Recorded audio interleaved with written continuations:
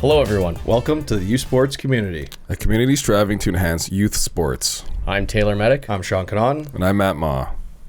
Thank you for joining us today. The U Sports community is proudly presented by Nuance Hockey and Ma Golf. Nuance Hockey provides detail-driven on- and off-ice development in the Edmonton area. For more information, please visit our website at nuance.hockey and follow us on social media. Ma Golf provides elite coaching for golfers of all skill levels at the Millwoods Golf Club in Edmonton. Our apparel is provided by Bird and Barley, prairie-inspired, golf-focused. To receive 15% off your next order, please visit birdandbarley.com and use our promo code YSC15. Our apparel is customized by FG Promotions. When it's time to step up your brand game for corporate or team merchandise, turn to FG Promotions. Quality, consistency, customization, from hockey jerseys to custom golf balls, they've got it all. Head over to fgpromo.ca and mention YSC for a special offer on your first purchase. This episode is produced by Nick Hussey of Hussey Multimedia, and hydration is provided by Earthwater. We are very excited to have Jason Chimera joining the community for today's podcast episode. Jason's post-minor hockey career began with a 3-year stint in the Western Hockey League, laying the foundation for an 18-year professional career. His achievements on the ice include representing Team Canada and earning silver in the 1999 World Juniors. Jason captured gold in the 2007 World Championship and silver again in 2008. In the NHL, Jason's accomplishments include winning the President's Trophy twice and playing 1,107 games. Transitioning to coaching, Jason has demonstrated his dedication and skill in guiding young athletes. His coaching experience spans various levels, including leading the U15 AA Pandas Black in the AFHL and coaching teams in the Alberta Warrior Female Spring Program. Jason has also been instrumental in developing young talent as a head coach for various HSL teams, including the 2010 AAA teams. He has been with OHA Edmonton since 2023. His passion for the game, combined with his extensive experience and commitment to player development, makes him the ideal head coach for their U18 female prep team. Over the last several years, I've been very fortunate to share time, both on and off the ice, coaching with Jason and his kids. Chimmer, we really appreciate you taking the time to be here, and welcome to the U Sports community. How you doing today? Great, thanks for having me. Great intro. Yeah. A lot of words. Yeah, A lot of accolades. Yes, a lot of stuff to get through. But let's go all the way back to when you were just a young kid. And what are some of your first memories of participating in youth sports? Well, I think you back when you played. I grew up in Millwoods, so I was talking about me going to Millwoods golf course and stuff out with my buddies, and just as you guys know, the landscape's changed in hockey a bit. So like, used to be this community, and used to go with your buddies, and that's all your friends played, and that's all it was. So you kind of carpooled the rinks and carpooled to the outdoor ice, and that's the way you kind of grew up. It was a little different now. It's kind of not that way anymore, which is kind of disappointing in ways, I think, for youth sports. I think, but like back in the day, it was just all community driven, and everyone kind of looked out for each other, which was it was a really great way to live. I grew up for sure. The ODR has definitely been a theme that we've kind of heard come up with a lot of our hockey guys over some of the interviews. Let's dive into that a little bit. Like, what do you specifically remember from your time at the outdoor rink as a young player? Well, I remember I had to earn my way to get up to the big ice. Like in Millwoods, we had 2 sheets at Michael Cameron there. We had a little sheet, which is just a pond, and you used to play with your buddies, but you had to earn your, like, older guy would have to invite you out to play with the big guys. So that's nice. That's what you strive to. And I remember before I got the invite for all my buddies, and they were all pissed off at me. But I was like, I couldn't wait to get home to tell my dad because I got invited to the big ice. So that was what I remembered. It was just kind of you just trying to show off for the big guys to get out Totally. there. It was like, how old do you think you were when you got that first call? Oh man, I don't know. I think it was probably like 10 or 11. Those kind of days were the ones. Yeah. Yeah. Nice. First call to the big leagues. Big leagues. Yeah. That's right. Yeah. That's awesome. That was my first call up. Now, was it pretty fluid? Like, you obviously probably had a number of different guys that were playing there. Were there some days based on the group that showed up where you'd still maybe in that transition time had to go back to the small ice, or once you got to the big ice, could you stay there? Usually, I was pretty good back when I played, so the guys liked playing with me because I actually could play. So, but it was pretty fluid though, because I think some older guys showed up, so you got bumped back down to the small ice. But it was it was like, and then once you're older, you kind of assume that role. So it was like it was kind of like but it was depending on a day. Usually weekdays, you could get out to big ice pretty easy. Weekends, it was a struggle to get out there. Right, a little busier. Yes. Yeah, few people there. Yeah. Did you like? Were you drawn to that extra challenge of being out there with the older players? Like initially, was it a little overwhelming, or did you initially find like, man, this is I'm gonna have to push myself like this? Yeah, no, I always loved it. I just kind of like I always loved to compete and try to be the best. So I think it's like you always want to get out there with the big guys, and they're always really nice to me. They're always like, really respectful and kind of help me out. And I wish I could remember all the names back. Too many concussions like later. But yeah, I always remember that we always used to earn our way up, and it was like we had tons of friends that walked there and skates on their shoulder. Those were fun times. How far was the rink from your house? It was about a probably 10-minute walk. Okay, Yeah. nice. So just walk in Yeah. middle of winter, just Yeah, we had a little path that went straight there, so it was nice across the field. And awesome. yeah, Well, and you talked about change a little bit right off the bat. That's something that I've kind of seen, like the amount of reps that kids are getting at the ODR. They're still open. There's still kids out there, but it's maybe not as prominent as it used to be. yeah, a little more structure, I think, and way people think and way people develop their kids. And as you know, running a skills business, it's if people do things the right way, it's good. Yeah. But a lot of people do things the wrong way and kind of for the wrong reasons, I think. And you're not one of those guys, but I think a lot of people do it for wrong reasons and kind of teach your kids. And there's a little more unstructured that should be, because I learned most of my stuff from just playing street hockey and on the ODR. That's where one, because my parents could afford to pay for skills guy. I never played. We never had summer hockey. We never had all that stuff back in the day. You just played hockey and then soccer, basketball, and whatever. Go to the park and play street hockey. We played street hockey probably every day. That was like as soon as we got home, we put as we could play, and we played street hockey. Yeah. So that was the summer, right? That was the summer. Yeah. As soon as the rink melted, then you get. As soon as the rink melted, yes. Yeah.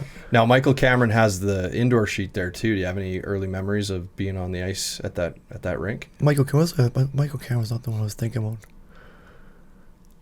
Where is it? I was in Millwoods. I forgot the name.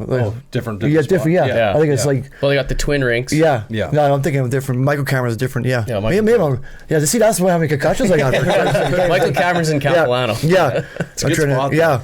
But how about just like once you started playing indoor hockey, what are some of your initial memories there? Like your first teams, maybe. Like, do you have some memories of kind of getting into the mix with that? Yeah, I think it was just all your buddies used to, like, from the neighborhood, just like I said, I grew up Millwoods. It wasn't Michael Cameron, it was something. Yeah. Yeah, different neighborhood. Yeah, different outdoor rink. But yeah, I remember just having like all your buddies played hockey, so it was just fun. It was just like, and then and just you go to the rink and just it was just a blast. Yeah. And how about at school? So you mentioned a couple other sports. What were some of the other sports that you liked to play as a kid, even if they weren't organized or? Soccer. I was a big soccer guy when I played back when I was in played a little baseball, but didn't last too long because I thought it was pretty boring. So soccer was a little more high paced. So I kind of played soccer and street hockey. Then kind of golf when I get a little older. Yeah. And when did golf become? I mean, we got a lot of golf interest. I didn't start golf till like I was later, till 14, 15, probably like 15 maybe. And then kind of really fell in love with it, and kind of, like I said, I played a Millwoods golf course there for a bit, and I had a membership at Belvedere for a bit when I got older, and then just because my buddies sponsored me there, and kind of I went from there. I was like, yeah. Did you find it was kind of an easy sport to mesh in with the pace of hockey and the seasons of hockey? Like it was a nice, you're still training, and I know how hard you trained off the ice in the summers, but was golf something that just fit that overall yearly schedule pretty well? You could kind of slide it in there? Yeah, I found golf kind of fascinating because it was just like such a different, it's a similar action with the way you slap shot and that kind of your hips and all, but like I just found it just like the ball's sitting there and you just have to hit the damn thing. Right. Yeah. But like there's no one like to hit, there's no one like, so it's just such a static game, and for me it was kind of interesting, and playing your buddies and getting ahead of your buddies and just kind of throwing, I think it was pennies on the putt, and and see you guys like crack under pressure. So that was the fun of it too, because once again you just do it with your buddies, and that was like what we did, kind of. So that was a good part of it. Totally. Yeah. It's a neat thing too that is it's so unscripted. Like Yeah. you're just like, okay, we're making a tea time for whatever 10 o'clock on Wednesday. We're just gonna go play. Yeah. Like it's unstructured compared to like the hockey grind. Of Yes. what's Yeah. And I think I was a little more relaxing too. You're outdoors, and it's just like, there's nothing better than I think. We used to wake up early. Me and my buddy used to get the first tea time, and hit when the dew's on the Yeah, grass. it's perfect That was time, such a. It's the best. I remember that. That was Quiet, just. It was so too. quiet. The birds were chirping. Just the freshly smell of the freshly cut grass. It was just like, that was pretty. That was fun. Yeah, That was. can't beat You it. can't beat it. Yeah. Yeah. Did you find that it was a nice contrast too from the team environment of hockey versus the individual? Because Matt and I talk about that quite a bit. Just how, when we were growing up, we both played hockey, and the mentality you need in a team environment of team first and making sure you're doing what's best for the group. Versus now all of a sudden in golf, unless it's like a college situation, but the team situations in golf are pretty few and far between. You're kind of on your own, and like, if you do well, no one can take it away from you. It's great, but at the same time, if you have a bad shot, like, there's no D partner to back you up. There's no one to F3. blame. There's no one to blame. There's no one to bail you out. There's right? also no one to wrap your club around either. That's You can't right. go and nail someone, right? That's right. Or like, you're just like, you're looking for someone to blame. You're looking around, but this is you It's looking. you, This is you looking you back in the mirror. So Totally. that's it's true. It's just like such a funny game because you're used to having a partner in golf or like you said, F1, F2, F3, four-checker, and then your buddy's backing you up, or D partner, or goalie makes a big save for you. Yeah. But it's all on you. If you duff it, that's Yeah. you duffed it for some reason. Yeah. For sure. Yeah. For sure. Yeah. Well, and did you find that kind of like, just that was an interesting appeal to it, that it was different than, the hockey landscape? Well, it taught me a lot about patience. Right. Yeah. I was a psycho. Like when I just recently calmed down golfing, but I was like threw clubs quite a bit. Yeah. Yeah. And I was intensity. but I was always used to I had an outlet Yeah. for my intensity for hockey. Like used to hit somebody or used to go just ram someone through the boards or, just hockey was kind of like a violent and kind of an animal instinct kind of sport. So you just you got that out. Right. But golf, you're just the more you get mad, the worse it gets because it's just like you can't grip the thing any harder because the harder you grip, the worse it gets. So it just then you can't punch your buddy because he'll get mad at you and probably get kicked out of the course. So I don't want to do that. So yeah, it was interesting for sure. You learn a lot. You have to test your patience for sure. How did you, learn like golf etiquette pretty quick? Like you guys are playing on your own pretty quick. Like how did you guys kind of start to learn like the golf etiquette at a young age? Well, I think you learn quite a. That's because there's just there's a lot of. I think you learn a lot about just respecting people and respecting the game and and you, honestly it's pretty easy to cheat if you want. Yeah. Right. It's pretty you're all by yourself. You're walking and you could fluff the ball up or you could just get it kick it up. But it's pretty. So it's kind of teaches you a lot about respect and just kind of respecting people too around you. I think it's just golf is I think the golf is the greatest game because now on Wednesdays I golf with a 80-year-old and I golf with a 60-year-old and probably a guy that's 55 and then I'm 46. So it's just all age groups and kind of you learn a lot about people, learn a lot about stuff, and learn about life for sure. It's it's a great game that way. Yeah. I remember a kid, even now I play with older people, but probably when we're 13 years old, we're playing with 50-year-olds. Yeah. You have to learn how to sort of converse. Yeah, and it just each other, and it's just and learn not to. You're having a bad day, but he might be having a good day. Yeah. So you can't be pissed off. You're like, okay, well he's having a really good game, and Right. it'd be really if I ruin this, shame on me. I always say you want to give them their time. Everyone has their own 30 seconds. Yes. Give them their own 30 seconds. Yes. You can do it. Yeah. Yeah, absolutely. Before the show, you mentioned your dad, and you played a little bit growing up. Did you find maybe you were able to learn some of those, smaller details of the game from him? Yeah, I think my dad he wasn't the greatest golfer, but he loved golf. Me and my brother and him always used to go to, like I said, Fox Run and Millwoods sometimes, and Devon Golf Course went out there a couple times, just kind of shorter courses that he liked. So it was but it was just the. I think I don't know if I learned so much about golf, but I learned just the time you look back and you spend time with your dad on a golf course or spend time with your brother on a golf course and. You really can't get to the back, so that was pretty. Just we used to go camping, we used to go golf, and we go to Mount Ross and just golf in Valemont there, and we remember we brought our clubs and go to Jasper and play around. And I mean, those are some of my best memories. I don't know if I learned anything about golf because I end up. Hopefully he doesn't listen, but hopefully he does, because I ended up beating him pretty bad pretty quickly. So he was, but yeah, it was just, I think it was just more time and just kind of, those were fun. I guess, how helpful has golf been in, I guess, your hockey career in a certain way where, like a lot of guys like to play golf in the off season. It's kind of like a team bonding thing. Mm-hmm. Like, does it help, having that golf experience, or compared to guys that don't play golf, that don't get to go with the guys?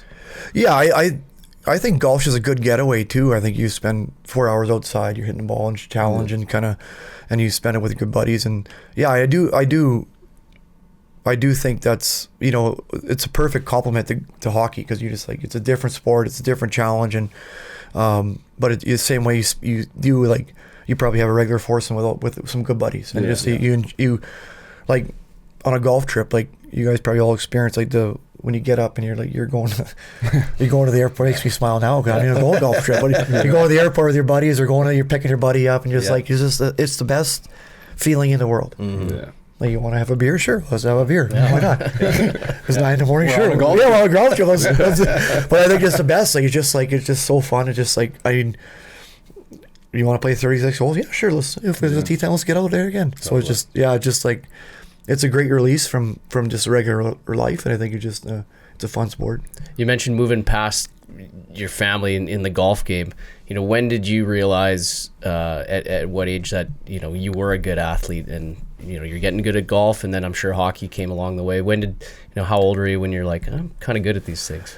Yeah, not to sound too. I don't like to, but when I was playing hockey, I was always really good. Like, I remember back when you used to play goalies, and they used to the goalies used to lay down because no one could raise a puck, and I was the only one to raise a puck. So I scored like 20 goal shelf, because then the goalies was like, what? He's not supposed to be able to raise it. So I remember it was just it came natural to me. I guess not natural, but I always just was a really good hockey player, a really good skater, and golf, I kind of took it up pretty quickly too. I think it was the similar action and kind of similar motion, and I was always, I always was a decent golfer. But now, like I told you guys before the podcast, that there was no muscle memory back then. Now you hit the ball. Now it's just like, where's this shot going? So it's just, but I think from an early age I knew I was a good hockey player, and I kind of had something. But I mean, crap, I played a lot of NHL, but I never thought of it as a job, and I've kind of played hockey it was a really cool job, but I just I was just good at hockey, and kind of it really paved it's hockey. I owe everything to what my life is for hockey, so it's kind of crazy. Playing a sport just so I always knew it was good, but it kind of all worked out, and kind of good timing, and people liked you at a certain place. So I always knew Was it almost just like you just wanted to keep playing, and then people just kept offering you places to play, kind of thing? Yeah. It was just I always took extensions. I know from your brother Kevin, he's it's hard. It's a hard game to be, and it's a hard game because Kevin's been in a couple places where he's up in NHL, the coach really likes him, then coach gets fired, then maybe that coach doesn't like you, and now you're back down in the minors next year, and it's hard. It's hard to make it. So whenever I offered extension, I just took it right away. So my agent's like, do you want to negotiate? I'm like, no, just sign the fucking thing. Let's get going here. So I just kind of, I was like, so it was just I mean, it was hard. It was stressful. It was everything but it was never a job. It was just I remember smiling going to the rink every day. It was just you're playing hockey. Just kind of, I kind of pinch myself still. I know I'm 46 now, but you kind of feel like the time really passed by fast, and you can't really remember a lot of it. But it's crazy to think that just kind of from a game I started playing out there rink in Mill Woods, and then you kind of just progress, and then all of a sudden You find youth hockey now, though, has become almost like a job for some kids? Well, everyone thinks they're going to make it. That's the problem. I think everyone thinks they're going to be in NHL. Everyone thinks they're going to be it's easy. It's easy. People are, what if I could get a scholarship out of this? Well, they're not giving scholarships away either. I hear that a lot from parents. Well, just let them enjoy it and let them have fun. And the money's gotten so great in hockey, and people spend a lot of money. And I don't know if parents think they owe it to their kid, to be that person. But you could spend thousands of dollars on mental training, on skills training, but you don't have that you're still not going to make it. Yeah. Like you still got to have all these things come together as an athlete, like Just timing. as a golfer. Like it's just like you see Canadian Tour guys, you see like European guys, and it's just like It's a worldwide game. worldwide now. game, and how It's- little the difference is between a PGA guy and you go and watch a PGA Tour Canada here, and you're like, holy, these guys can They're Yeah. good. you can They're mash good the ball. golfers, Like, yeah, really like all of a good, sudden yeah. these guys come back from. I think it's just. Yeah, I think it's got too like. They're not playing for the right reasons. Yeah. Like I always used to play because I love the game. I loved hockey. And that's all I did. It was just like I still loved it until I stopped playing. Actually, well, I still love it now, but like it's become a little too athlete focused. I think maybe like all season. You could tell. So you could be busy 24 hours if you wanted to be with the kids shooting pucks and that stuff. And Yeah. it's good. You got to work on your craft, but you still have to have all these things align, and you still have to Yeah. be really good. So Yeah. it just, I think it's, I just, the FOMO is really bad now for the parents, and like what your kids are missing out in, and like, I don't know, it's, you shouldn't play because you think you're going to go to college, or you should just play because it's a good game to keep your kids away from drugs and alcohol and that kind of stuff. And keep them Off the screen. off the Yeah. streets. Yeah. Yeah. Like just like, Yeah. Yeah. Well, it seems like for you, like that competitive drive was such a big part of it. You loved it, but if you don't love something, you're not going to go the extra mile, right? And it seems like for you, you were willing to do that. We wanted to put in the extra effort because you genuinely love the game. Where do you think that competitive drive came from? Did you just kind of born with it? well, my parents, well, I owe a lot to my dad. Like I see him work, like he worked in Scotts River Refiners for a long time. He worked at Labatt's, and he's a pipe fitter by trade, and just see how hard he worked. Like he left at 4 a.m. and didn't get back till like 6:30, 7, and and I remember coming home and he said, I just need a beer before he talked to anybody. So he went and got him his Budweiser, and I just kind of sat down with him, and he just like realized how hard he worked for us. It was just basically for us. Yeah. And it's like that's where I kind of, and he taught me a lot about that hard work and drive, and kind of, and just like, I owe a lot to that guy for sure, because he paved the way for us, and he did it, like he did his trade to the best. He's unbelievable at what he did, but just like how hard I had to work for not much money. Yeah. And it was just like, you really respect that, and now having kids, knowing how much it is to raise a kid or play hockey and buy skates, and that, it's just like, holy smokes, like they didn't go on vacation. They never, like, if I remember the first time they're on a plane is when I went to the draft in Pittsburgh. Wow. Yeah, so that was the first time they went on a plane. So it was kind of just like, you realize how much they did for us, and you don't really realize that till you're older. Probably you guys probably similar with your parents, and you're like, holy smokes, he's like when you have kids, and you're just like, man, they did a lot for you. So it's Totally. yeah. So I owe a lot to my parents, especially my dad. He was a big driver in that. Yeah. I mean, he's leading by example every day. Yeah, That's what it sounds yeah, like, right? yeah, So, yeah. It was just like, I remember when I first got to share a beer with him. That was probably the best part of my life. Yeah, Nice. I was like, yeah. So that was fun. Maybe we seem like alcoholics here, but like that was. I remember we got to share a beer together. That was like really cool for me. Totally. Yeah. Yeah. Yeah. Oh, that's awesome. And how about the passion for hockey? Where, like, I mean, obviously in Edmonton, we've got the Oilers, we got the climate. There's a lot of factors that drive hockey being a very interesting sport for young males and females. Do you have any, sort of memories of like just watching a certain Oiler game, or maybe even just being drawn into the sport at different times when you were younger? Not a specific like Oiler game. I know I love the Oilers back in the day, like Martin Gell and all those random guys that I liked back in the day, and they're obviously like Glenn Anderson, and like Gretzky, and Curry, and all those guys. So it was a really good place to grow up as a hockey fan and a hockey person.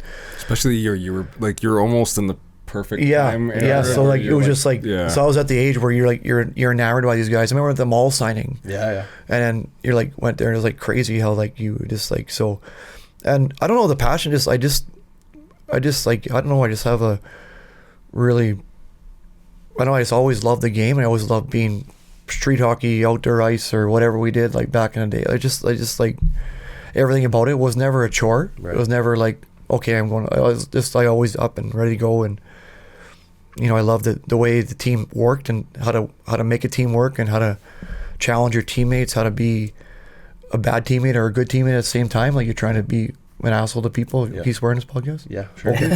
Do whatever you want. Okay. But yeah, no, We're you a little late for that yeah, question. so yeah, that's two. That's two to swear to. That's We two gotta- to we swear gotta to. get a jar, Yeah. But I just think, I know everything about the game was just like, was awesome. Like I think because we never got to go to games back in the day. The only games we got to go to were the Bears game, and used to be the Yeah. intermission guys. Oh, cool. And then used to play like the little, what are the 3 on 2? between. Yeah, in between, Yeah. in between the periods. So that was like, and yeah, I don't know. Just Drawn to it. just drawn to it. Yeah, it was just like a, I like how back in like even when we were kids, like we'd have street hockey games, and it Yeah. seemed like everyone from the area would just come out and play. Yeah. It just Yeah. was kind of whatever. I remember like Danny, like a friend of ours, like they had a big barrel of sticks. Yeah. which Yeah. you could grab. That's right. But like I don't even know if I've seen a street No, hockey I don't. game in the last 10 years ever. Just driving around anywhere. yeah.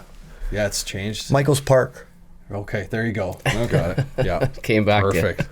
Very close. Sorry, yeah, but no, you're right though. You back in the day, it's like street hockey game was a religion. Yeah. Like we played like, I don't know if we had a great group of friends, but it seems like a lot of people grew up the same way. And we used to go like on a Saturday, like there was no like these phones. Like people were like, now people are like, hey, all right, like go knock on their buddy's door. Yeah. And like, Yeah, right. hey, You I'll know, play those some- over, I think yeah. you could you had do, a place, like, yeah. You didn't even know if they were home. No, you play some street hockey. Sure, it was just like Then you just find them. you find your buddies, and then a bunch of people came and sure join in, and it was just like I remember it was like we had so much fun. Like we used to listen to the Oilers games, like Rod Phillips, Yeah. put the radio on because it wasn't every game wasn't back on TV back in then. So You get like half yeah, maybe. oh, it was just half of the games, and they're like Hockey Night Canada games maybe, right? Yeah. So, and then you used to like just listen to the radio and put the game on and Yeah. play street hockey. It was the best. And awesome, yeah. but you never see that. You never see people play street hockey yeah, anymore. totally. Like you're just like, we got to bring street hockey back. Yeah. And it's a good opportunity. You mentioned like unstructured play. We've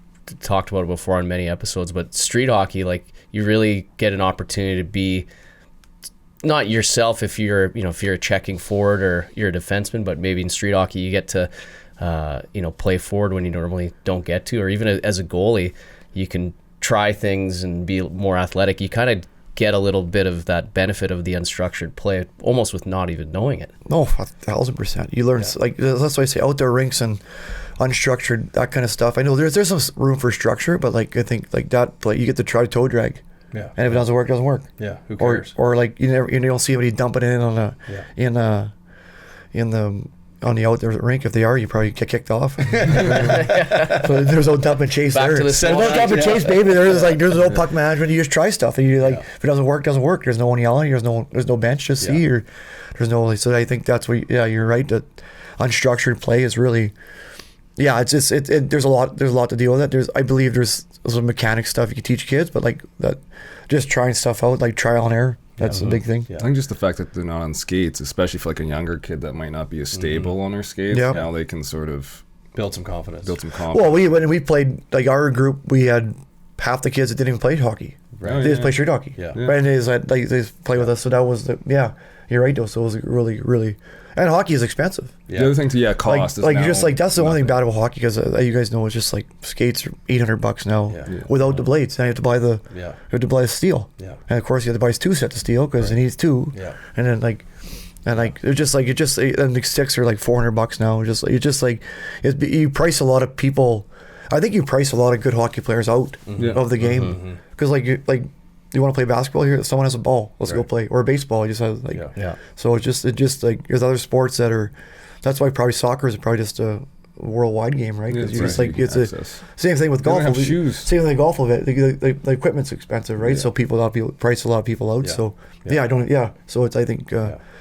That's the unfortunate part. The There other actually cool- is a massive street hockey tournament in Edmonton. It's called like Road Rage or Yeah, something. that's I right. wanna say. Yeah. It's good to see they Like still I got think they that started going on. at 6:30 in the morning. They Yeah. run Oh, really? till, like I don't know, probably till it's dark. Oh, is that the old Northlands? Do they have it there, or is that? I'm not sure. It might be at the mall. They've done it in the mall think. parking lot Yeah. too. Yeah. Various or the game on with the hockey Hockey Night in Canada used to put one Yeah. on too. But they're structured. They Oh, I you guess probably there's pay to play, games. right? Yeah, I guess there is still. Yeah. 'Cause I the guess- But like you never go to a neighborhood. There's no neighborhood. Like, Yeah, there's like, no you just, right, like, your game popping up. Car. Yeah. Here comes the car. Yeah, Move the that nets. stuff, like, Yeah. move the Yeah, net. yeah. Oh, Like like- I haven't came across since, like my kids used to play, but I never came across a street hockey game. Yeah. And Yeah, never, never had any, to any wait, never, yeah. no, like Well, and like you guys were saying too, like I remember times where you'd literally just be in the house and you could hear it happening. Yes. It wasn't like you said at time. It just kind of organically happened. Oh, and then you're like, oh man, Sticks grinding on the yes, concrete, yeah. People screaming, it's like, better get out there. Yeah, I know. Like, Yeah. but, and then the other element that was unstructured too was the ages, like you said at the Yeah. outdoor rink. So you're having to adapt to a kid that's 4 years younger than you and maybe give him a softer pass, be a good teammate. And then you're having to step up your game because, you know, we had guys in our neighborhood that were 4 years older too. Yeah. So you had that variety as well. It wasn't structured like the way hockey is on the ice, where it's like 1 or 2 years max, at least for minor hockey, which I Yeah. thought was really good too, to be able to play with those different ages, right?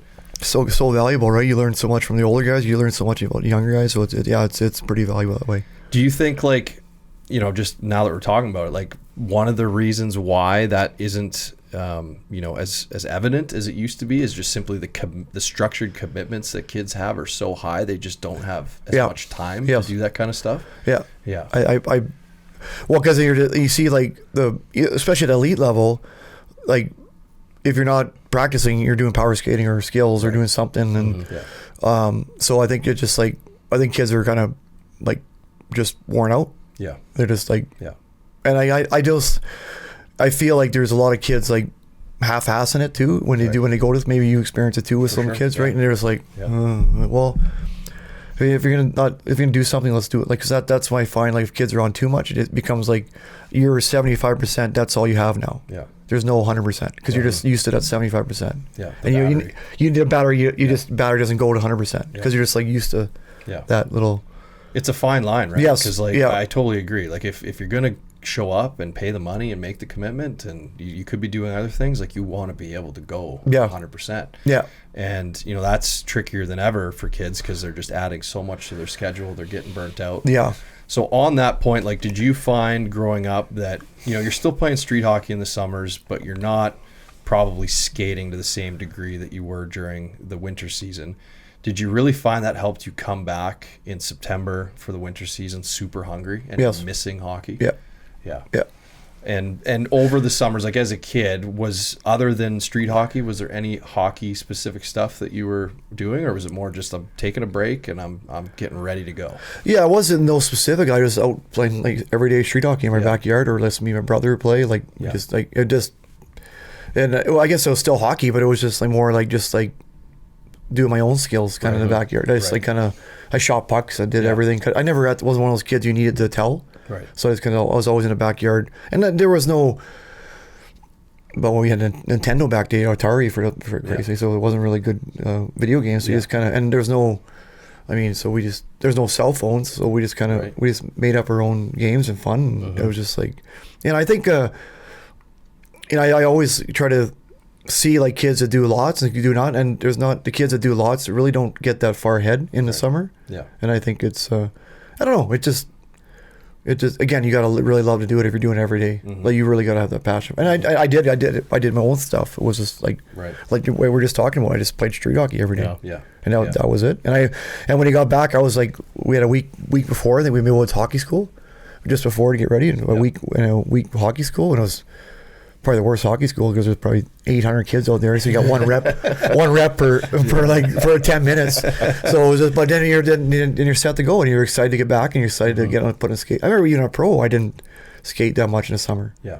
I just kind of put it away, worked out, and Yeah.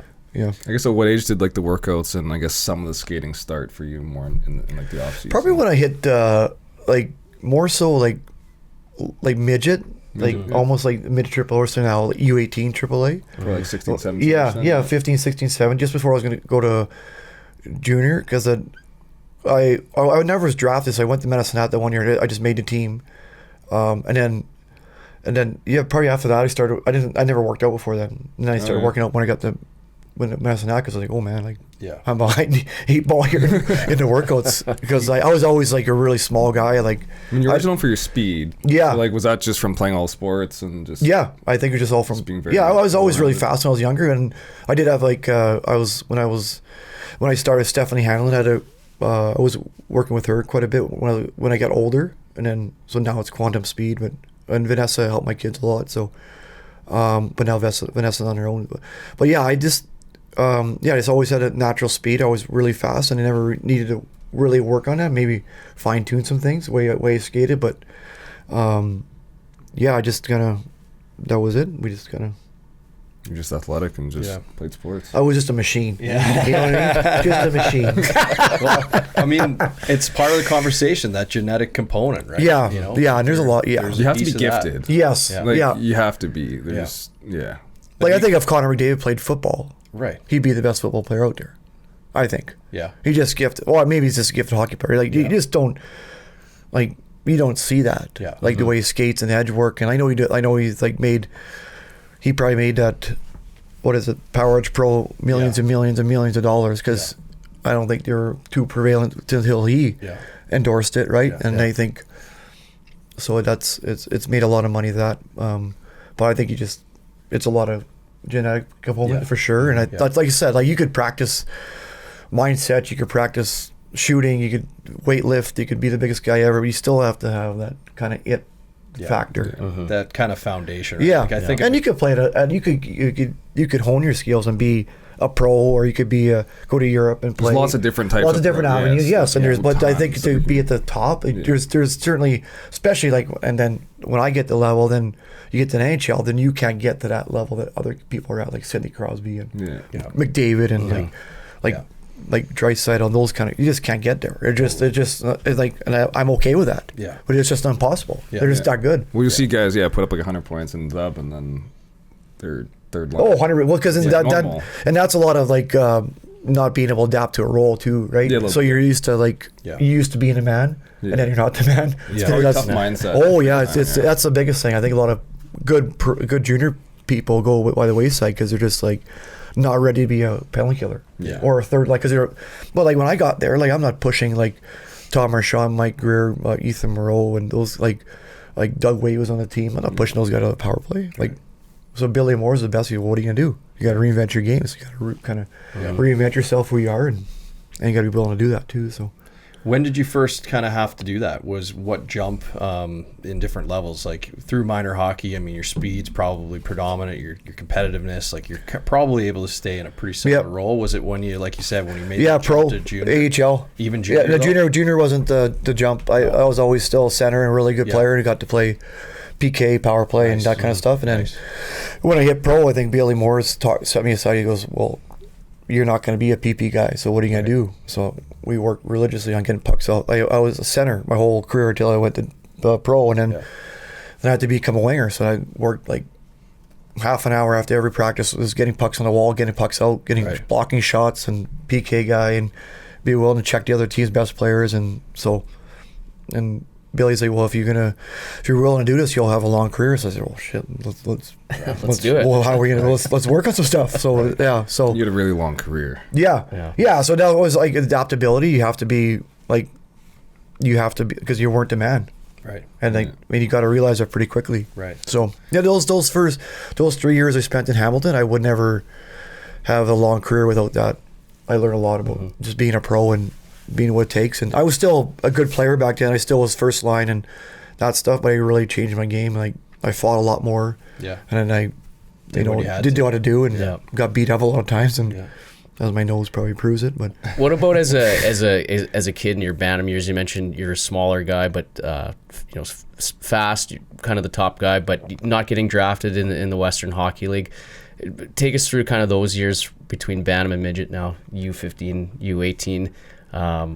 Was the dub ever on your radar in the Bantam draft? well, the funny thing is, like I didn't. It wasn't as a big deal back then. Yeah. Like it wasn't like. Not like it is today. No, and I didn't really know about it.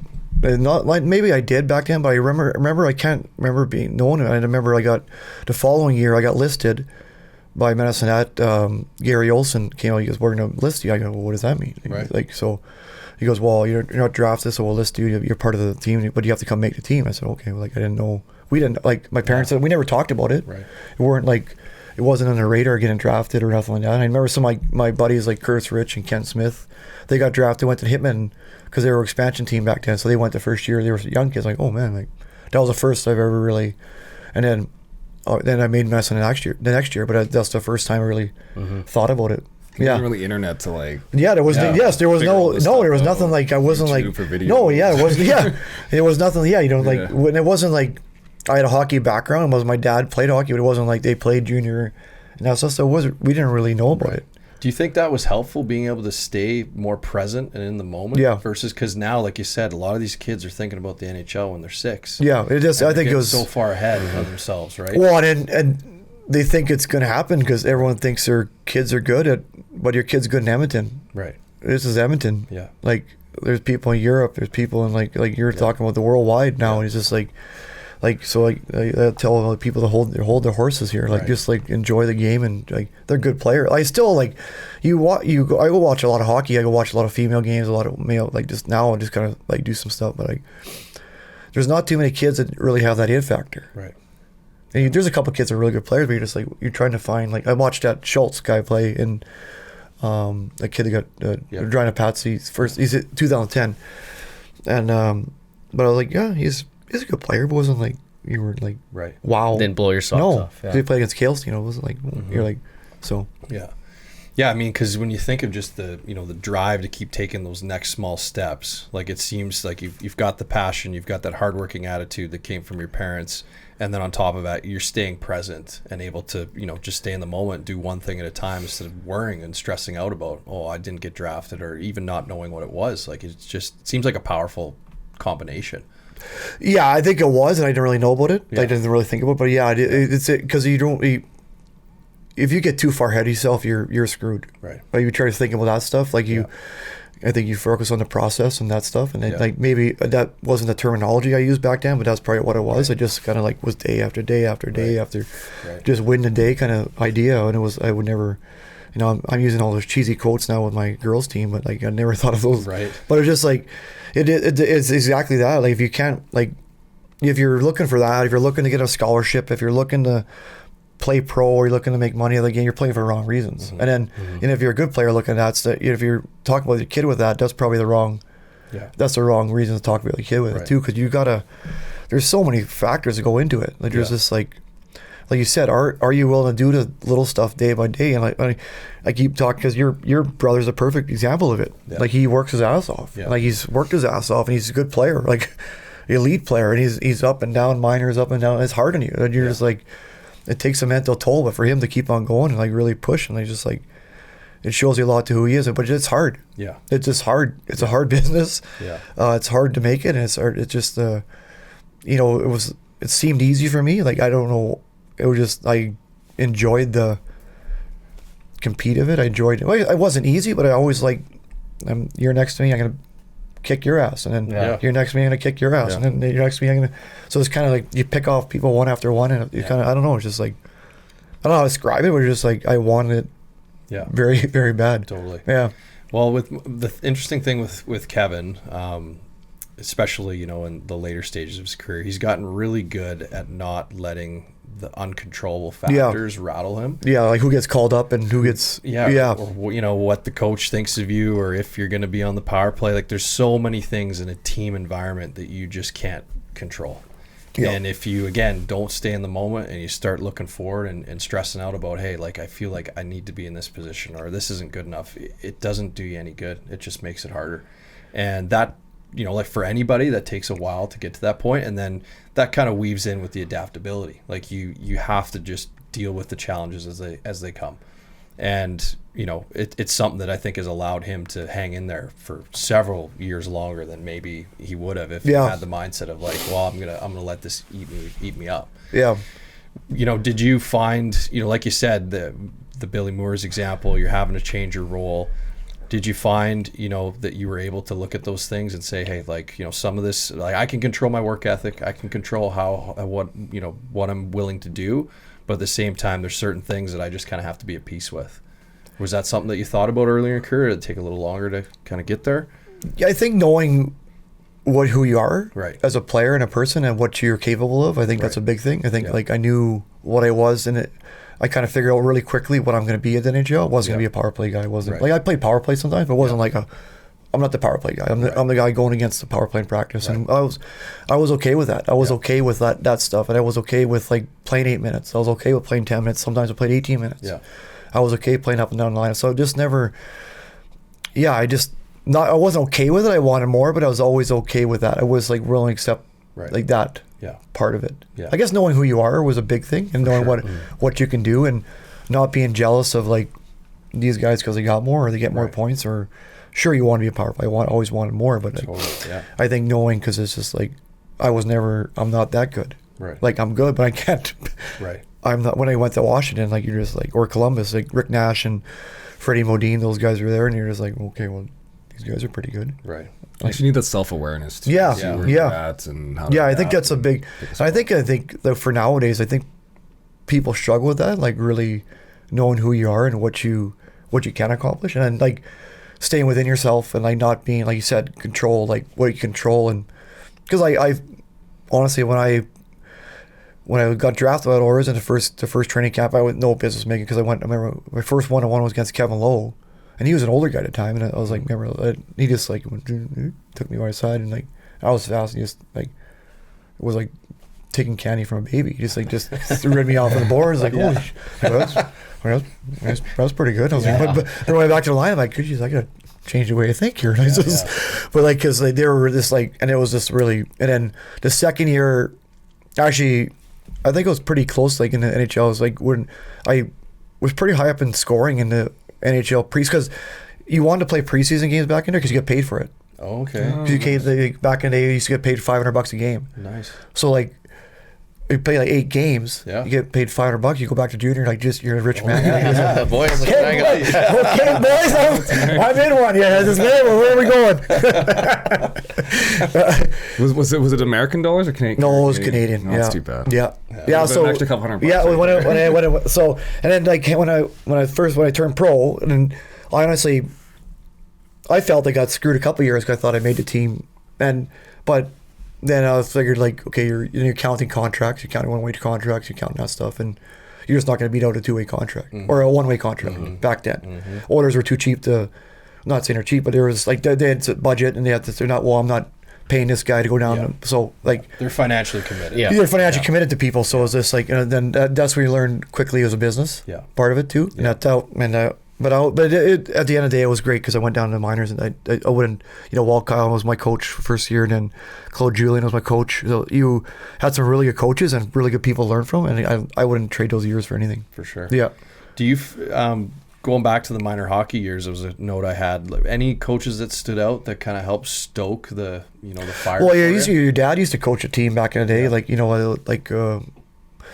had some really, good, Larry Draper. I don't know if you know Larry Draper. yeah. So Drapes was my coach back, and he's still keep in touch with that guy. He's a beauty. Ben Dorval was my coach in midget, I think it was Benny. Yeah. Big guy. Alex Belcourt was my coach in Pee Wee. He was really good. So, these guys, you learn so much from these people, and learn, like, back in the day, it was very much like you're coaching a team, though. Mm-hmm. You're not coaching individuals, and it was like hard, and it was like Yeah. mean, and these people were like, Yeah. and we've gone a little far left, Yeah. if you could say, with a lot of stuff, like probably. But that's okay. We gotta kind of flip the script a bit back the way to more neutral, at least somewhere. Yeah. Because it kind of got crazy where it's just like I think Hockey Canada even started about getting rid of nicknames. Oh. But it was just, but Yeah. back to those coaches were, they're great. They're just like, you learned a lot, and learned a lot from all those guys, and it was, you really, and well, your dad was your coach when I was younger too. So yeah. You don't need to name any names, but we do like to ask too, because sadly, as you've probably seen, if kids run into a bad coach or just a bad fit, sometimes it can, if it's a really tough year, it can push them away from the game completely, right? Were there any tougher coaches, again, don't have to name any names, but any years that stood out where you were like, but the positive is though, is if you can get through that, you're going to have adversity later on in life, right? And if it's not that full feeling like, oh man, this was so bad, I've got to do a different sport or give up on the game, it can be super powerful if you come through the other side of it. Do you remember any years like that in minor hockey? No, not in minor hockey. Luckily, I only ran into a couple of those guys in NHL. Yeah. I won't name some names, but yeah, it was like, I didn't run, like, my coaches were awesome in minor hockey, and kind of, but maybe I was kind of a different breed where I like being yelled at. I like getting hard on people. I like people challenging me. And I got pissed off. I played better. Right. I remember my dad was extremely hard to me. And I told him thank you back in the day because I don't think I'd ever made it because if he wasn't as hard to me. Because I remember the car rides, it was bad. Yeah. Yeah. Like the silence, that was the worst. Totally. When I played like crap, the silent car rides, it's like, oh man, I mean, what? This is not good. This is not. It wasn't too many. He was pretty honest with me, and I appreciate honesty. I do. Yeah. I think kids need to hear more honesty instead of the fluff and honesty both ways. Like, hey, great job, but also, hey, that's not good enough. So, and my dad was really good. Daddy was really good at kind of holding me accountable and kind of, and I think he knew I had a gift. Yeah. My dad, he didn't want me to waste it. And I think that's what was the biggest thing. And thank God he was hard on me because he was like both off the ice he was an influence and on the ice he was an influence on me. And then just like the way he lived his life. That was her. And I just liked, like, I don't care if you're like hard on me, like, as long as it's fair. Yeah. Like it's just and it's fair and that's fine. But if it's kind of like, if it's not just, then I'd probably be the one barking back at you too. Right. But it's I think it's healthy to hear that because it's not always going to be sunshine and rainbows. It's not always going to be. What is that balance of, the car ride home always gets scrutinized, maybe as for parents now, like what's the best approach? And I think you might have answered this question just by honesty, but how do you find that balance in the car ride home to not be too tough on your son or daughter, but at the same time, sometimes a message needs to be sent? I was terrible the first few years, and I cried out, and I remember saying I'm an a-hole. Like, I gotta, like, and I just kind of let them talk about it now. Mm-hmm. I try to let them come to me if they want to talk about it. If they don't want to talk about it, that's fine. So, I just kind of, honesty, but try to make it a nice way. Yeah. But I was a prick the first couple of years because I think it was still playing the game instead of like really watching it and then coaching and being a good parent. And I think it was just like, so that's it's a tough balance. Mm-hmm. Because I think all I care about is my kids work their butts off and they and if I don't see that, then I have a problem, like a big problem. Because I just it's not that hard to work hard. As long as you work hard, you're accountable. And just go. I don't care if you're out of position. I don't care. Just go. Yeah. Like somewhere. Yeah. Fast. Yeah. Totally. Yeah. But like you said, it's that fine line and the lens between playing where it's, you can have that extra level of intensity and compete. You still want that as a coach. And honestly, that's one of the things I loved about being on the ice with you is like you had that old school like intensity. And like you said, things have really swung pretty hard to the left. And I think, it's great to still have people that are like, hey, like this is still a sport. There's still contact. The intensity is valuable. It was really refreshing to see in an environment where a lot of that had been kind of pushed out. Yeah, I still think there's room for it. Yeah. I think just not so much I think especially for me, I coach like girls that I treat these girls like hockey players, not like fluff and kind of, and they know it, they love it, and they kind of push them to be better, and it's still pretty intense out there, but it's not like it's a fun intense. It's just it's not like, and like I'm the first. I love to have fun. Me on the ice. I love, but I still, when it's time to work, it's time to work. Yeah. And just and they know that, and I find it the best with females though. I don't know if you're working with females, maybe with golf or a little bit. Yeah. With it's because they're just like, and they look at you and they're not screwing around. They're just and they enjoy being out there. And I find with the girls, maybe I think did you ask a question about maybe it's become too much with just higher expectations? Yeah. Mm-hmm. I think with the girls there was no. Hopefully it doesn't change with this PWHL. There was no there was no pro for them. Yeah. So they played the games for the right reason. Right. Yeah. So they played the games because they loved it. They played the game because they want to be active and do something. Yeah, and they were just this is a cool game. I love this game, and they're playing it. And maybe some go to college, but there was no pro. So you're not seeing that yet? No, we're not seeing that yet. No, the rise in not only PWHL but women's sports too. I hope it doesn't change. Yeah. That's what I do love about because to your guys' point about the guys' game, it just it seems like it's just all too. It's 6 years old, 7 years old. Yeah, but you see all the zeros and Well, yeah. Again, that's an interesting balance too, because we have a ringette program at Vimy, and the girls are great and they work super hard, but ringette really doesn't have a runway after high school. Yeah. So some of the girls get older into grade 11, grade 12, and it's hard to stay motivated because there isn't a way to keep climbing the ladder. So that's not great. That's like not enough right Yeah. away. But at the same time, like you guys are saying, if you're thinking about that $100 million contract, there's too much. There's almost too much, and then it starts creating other problems. So it sounds like women's hockey's kind of in a sweet spot right Yeah. now, where they Yes. have the ability to move forward and upward mobility, but it isn't to the point where there's all these dollars that are starting Yeah, to cause and then the problems. game is like they don't make millions of dollars anyway. So I Right. think it's like they tap out $80,000 the top end. So Right. a lot of them maybe choose to just if they go to a good college and they go to Ivy League college and get a education, so they'll Yeah. probably maybe work instead of that because Totally. they'll have to make Yeah. and the places they're playing are New York, New York and Yeah. Toronto, and they're not cheap Yes. to live there. So Right. it's like Right. it's like you're playing. Yeah. You're just probably almost like all your money's going to where your rent and Right. unless they have some kind of like subsidized for like the housing stuff. I don't know if they do that, but they might. I don't know. or even some meals at the Or meals, yes, themselves, yeah, right, you know, yes, so- yeah. But it's great because that's Free meals. Yeah, That's free what I meals. miss. You show up Yeah. and the food's just Yeah. there. Yeah, Yeah, prepared. don't have Oh, to cook. yes. It's all ready for Oh. you. Yeah. And shampoo. Shampoo, and I never. All your shaving stuff, Yeah, whatever. shaving it's all stuff, just yeah. there. Like that's one thing I like with golf courses is like nice locker. Yes, rooms, yeah, all, like, yeah. kinda laid I know. out there. Yeah, I know. You're saving a couple bucks. Yes. every time It's not you even get to that. use It's just that stuff. it's nice that it's I all know. there. I know. Yeah. That sunscreen. Yeah. You can use sunscreen. But that's, I mean, that even in the last couple of years, correct me if I'm wrong, but like it's only pretty recent that the women have been able to make a career out Yeah. of playing. Yes. Right. There are some It's Europe great to leagues like see. in Sweden and Switzerland, but there's some. But it wasn't like it's only the last couple of years where it's come pretty predominant where they can Yeah. actually make a career playing it. So Right. which is cool and it's awesome for them, like opportunity for them. But I just hope it doesn't get too far fetched where it's like, they look at that instead of look at just like Right. we said the process of it Yeah. all, or the fun of it all. For sure. Yeah. So we talked a little bit about your jump to junior there. How did you find that? Like you'd mentioned that, you're probably through minor hockey, like unless it's the outdoor rink or an unstructured environment, you're either a year younger or a year older. The way it's always kind of been. I mean, now HSL Yeah. is just 1 year. Yeah. That's a whole nother topic, Yeah. whether that's Yeah. good or not. But Yeah. Yeah. I think it was great the way it used to be. Still isn't traditional minor hockey. You're a rookie 1 year, you're a vet Yeah. next year. Like it's really Yes. healthy, right? Yeah. But like now all of a sudden you're going as a young player in junior. You've got guys that are potentially 4 years older than you, 3 years older than you. How did you find and probably billeting as well? Like how did you kind of find that step was for you?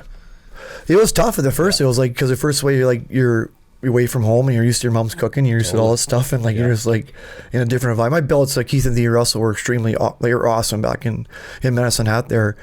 But I remember it was like you waking up in the morning, you're just like, "Oh, this is awkward." The first day your parents leave, and I had no car back in the day, so I had to get picked up by my buddy. So like, and I got a car second year, but it was just like the Pontiac Sunbird. That was beautiful. There were some beauty cars back in there in junior too. And I was like, Jesus, Christopher, barely get to the rink. But I think that was interesting. I mean, like, I think I barely was in puberty when I went there, and then like guys are full-fledged men, Yeah, yeah. like beards and like I think I was $140 back then or whatever it was. It's like just like a little boy, Yeah. and these guys seem like men. Like they're like.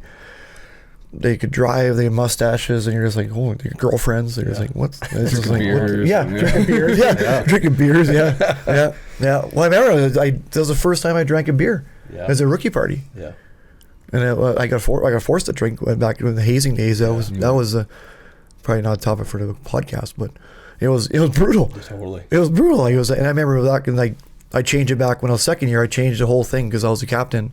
Second year, because we were a young team and we were brutal. By changing it, we're not doing it anymore. Right.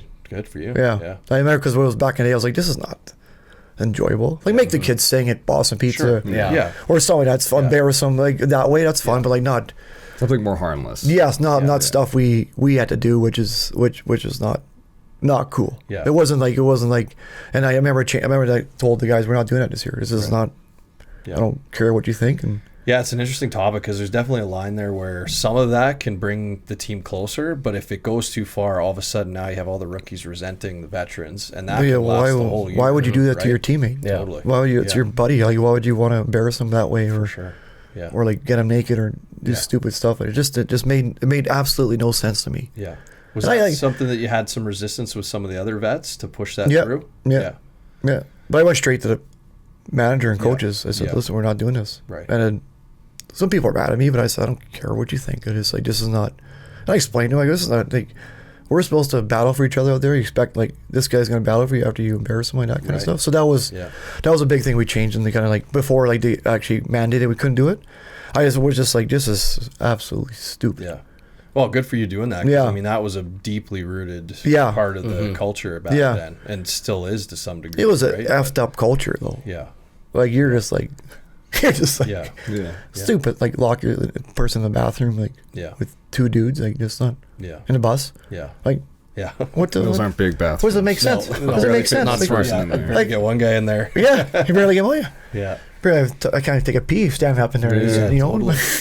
I mean, the game changed quite a bit, I guess, from the time you were in. Yeah. Oh, 100. Yeah. I I did skipped like, over a few things, but I just saw, like, I think your first year in Hamilton, like, you had George LaRock and Dennis Bond. Yeah. on the team, and then, Well, I remember I got called up from Medicine Hat. We played a couple, like 3 games at the end of the year in Hamilton one year, just because I was with. And then I went to, it was Rochester, and it was like Bonvie, Sean Brown, those, and it was like that was when Sean lost his. I don't know if you know Sean, but he got his pinky chopped off he got slashed on the boards, and it was like a melee, like it was fighting on, like, we were playing. We were calling my dad. I go, I don't think this is for me, Dad. This is not for me. I thought it was like $1.50, and I was like, just like, I'm like, holy, like, and then you like, you talk about going from junior to those guys. Those guys are men, like Bonvie, and they're tough. Like, they're like eating punches, and they're just like laughing and just like bleeding, and like, I was like, what? I was like, what? Another level. What's another level? You start in Slapshot. I didn't mind fighting, but I was just, this is like we're in the. Like, we're just taking out the parking lot. We're in the dressing rooms. It was just like, I was like, holy. Sean we had to get to the hospital because Sean's like, every time his fingers like bleeding, it's pulsing up through his blood's like, I was like, what? This is. And Junior was. It's like Slapshot. I was like, this is like. Put on the foil. You know, like, I knew I'd watch this movie for a reason. It was like, I got you ready for that. Yeah. He was an education. Yes. And it's not like Junior was a walk in the park back then. No. Either. Like, Junior was. But we had, I don't know if we had full ice warm-ups. In Junior. Yeah. There was a time when, Yeah, because there was too many fights. Yeah. So the visiting team used to go on 45 minutes before, Right. then the home team, and then because there was too many brawls. Right. Just keep everybody. So bag apart. skating and warm up, we were just doing 3-on-2s. Like, I was like, what the hell? Full practice. He was like, And that's with the pregame skate probably in the morning too, right? Yeah. So Yeah. that's a lot. yeah. Oh man, that's wild. When you were starting, like you mentioned in junior, you're starting to feel like, okay, I got to start doing those workouts, and you're coming back in the summer and adding that in. Was there any influence from the coaches on that, or is that all just you being like, hey, I'm a little light right now. I got to bulk up. I got to be a little bit bigger. Were the coaches preaching any of that stuff at that time? Oh yeah, they were. I think, but the back of the day, you just knew, like, as we just said, like, I had to get stronger, bigger, and like faster, and like and like even like I remember went to La Custa there for boxing lessons. Yeah. Like just to protect myself, because I was like, okay, I gotta figure. A lot of guys did that. Yeah. Back in the day, we used to, because I was like, I gotta learn how to not necessarily learn how to fight, but learn how to like take a punch and like kind of like Defend yourself. Defend yourself, because I was just like, because it was a man's league. Yeah. And especially when I made the AHL, same thing. So I said, I got to get bigger, stronger. And I didn't really start, like, I couldn't gain weight until I got drafted in AHL. I was like only 150 pounds when I got drafted to the Oilers. Mm-hmm. And then kind of like my 18-year-old year, I grew and gained like 30 pounds one summer. People didn't think it had steroids, but I didn't. Yeah. I only did one cycle. It was legal. There's no testing back then. There was no testing back then. No, I didn't do steroids. But people thought I did steroids, so they came back, those 30 pounds. And then back then I knew now I could actually like get in the corners and do stuff I wanted to. But you had to get in out of the corners pretty quickly back then. Yeah, I just was kind of self-motivated, but a lot of coaches said you need to get tougher. Yeah, for sure. But yeah. Did you find the extra weight had any impact on your speed? No, so Barry, Premier Strength, I always worked with him, and he always, like, I always thought, I'm like, Barry, I can't play, I'm going to be 220, just as fast. He goes, absolutely. Yeah. And then I never believed him. I said, so he challenged me, he said, well, let's get to 220. I'm making, and that year I got probably my 2 fastest sprinting times and never got, like, wow. He goes, you don't need to train for, like, you just need to be 30 seconds fast. Right. So we trained for that and kind of like 30, 45 seconds, and that anaerobic. Anaerobic kind of. Then it was like I never. Speed. Yeah. So I always wanted. I kind of me and him had many arguments over it because I was like, well, I got to get like down to. Right. I'm too fat. I'm like, I'm not gonna move all these. No, so it kind of I owned a lot too. Just I always like fast and kind of, but I always could handle my own too. So For sure. Yeah. Yeah. Well, and again, you're just adapting to your environment and what you, and back then you needed to have some size. Yeah. Like, I mean, you look at a lot of the players now, like a McDavid and that genetic component we talked about earlier. Like he's strong, but he's lean. Yes. You know, and like he's super quick, but he doesn't have to be No. as physical as someone like you had to be. But I mean, I always think of like if he was Chara's height, he wouldn't be he'd just be too tall. He'd be a little bit awkward and lucky, right? And if he was 5'2" in a brick shit house, he probably wouldn't have the speed. He's got a good body to be as fast as he is. Right? Yes. And back when I played, it was kind of like I kind of went through the whole gamut of like the whole like it was rough and like every fourth line had fighters. Right. They were just like fighters, and you just fought like every game was gonna be a fight. And a law coach changed the ruling of like clutching and grabbing changed, so it got a little faster. Got a lot of meatheads kind of got out of the game, and so the adaptability, my speed kind of let me play through those years, and it wasn't like and then crap back in when I finished, you had to go looking for a fight, Right. and you could walk to the front of that just with ease. Yeah. Like if I started, I had those kidney pads. Right. Yeah. To start because I remember just getting like you just get like Hammered. like you're just like it was like bam bam. I was like you're like people are slashing a hook, like it was just like Chris Prongers the other day, and like those kind of guys that make you pay. Yeah. And they still had wooden sticks. They still too, wooden when you- sticks, yeah. I know those things didn't give. I know. A little heavier to give you extra. Yeah. I would have had a lot more goals too if I had an opposite too. Yeah. back in the day, but- Yeah. Did you retire with the kidney protectors on, or did No, I took them off. them off? Yeah, because it kind of like the one lockout kind of changed into the clutching grabbing. They got rid of all that stuff, and then I think we started was 2 lines too. Back in the day, it was like and it's so like it was kind of weird to hold the game change to 2-line pass? Yeah, Yeah. it was faster. When I first started pro, it was 2 line, but then it kind of changed. I think it changed before I got to NHL. Right. And then like the lockouts changed the thing, and it kind of like got faster. The one year I remember significantly faster. And then the next lockout was again new crop. Then probably like no offense to George, but George's and like those kind of guys like Ryan Reeves and Matt Martin are probably the only guys left this year that are Hanging in there. that Barely, kind and they're probably gone next year. Yeah. because they're just like there's no you have to play Yeah. like there's no I mean. You deserve like multiple roles now. Yeah. No matter what. Yeah. And like I had, like those guys were, and you guys probably tell those guys were the ultimate teammates though. Right. They're the best teammates. Yeah. Like they wouldn't demand any minutes. They would just play and they would support you. They'd say, "Hey, he screws around with you. I'll kick his ass. Don't worry. Right. He's not gonna." And kind of the game's missing that a bit now of those kind of characters and because I think the game like.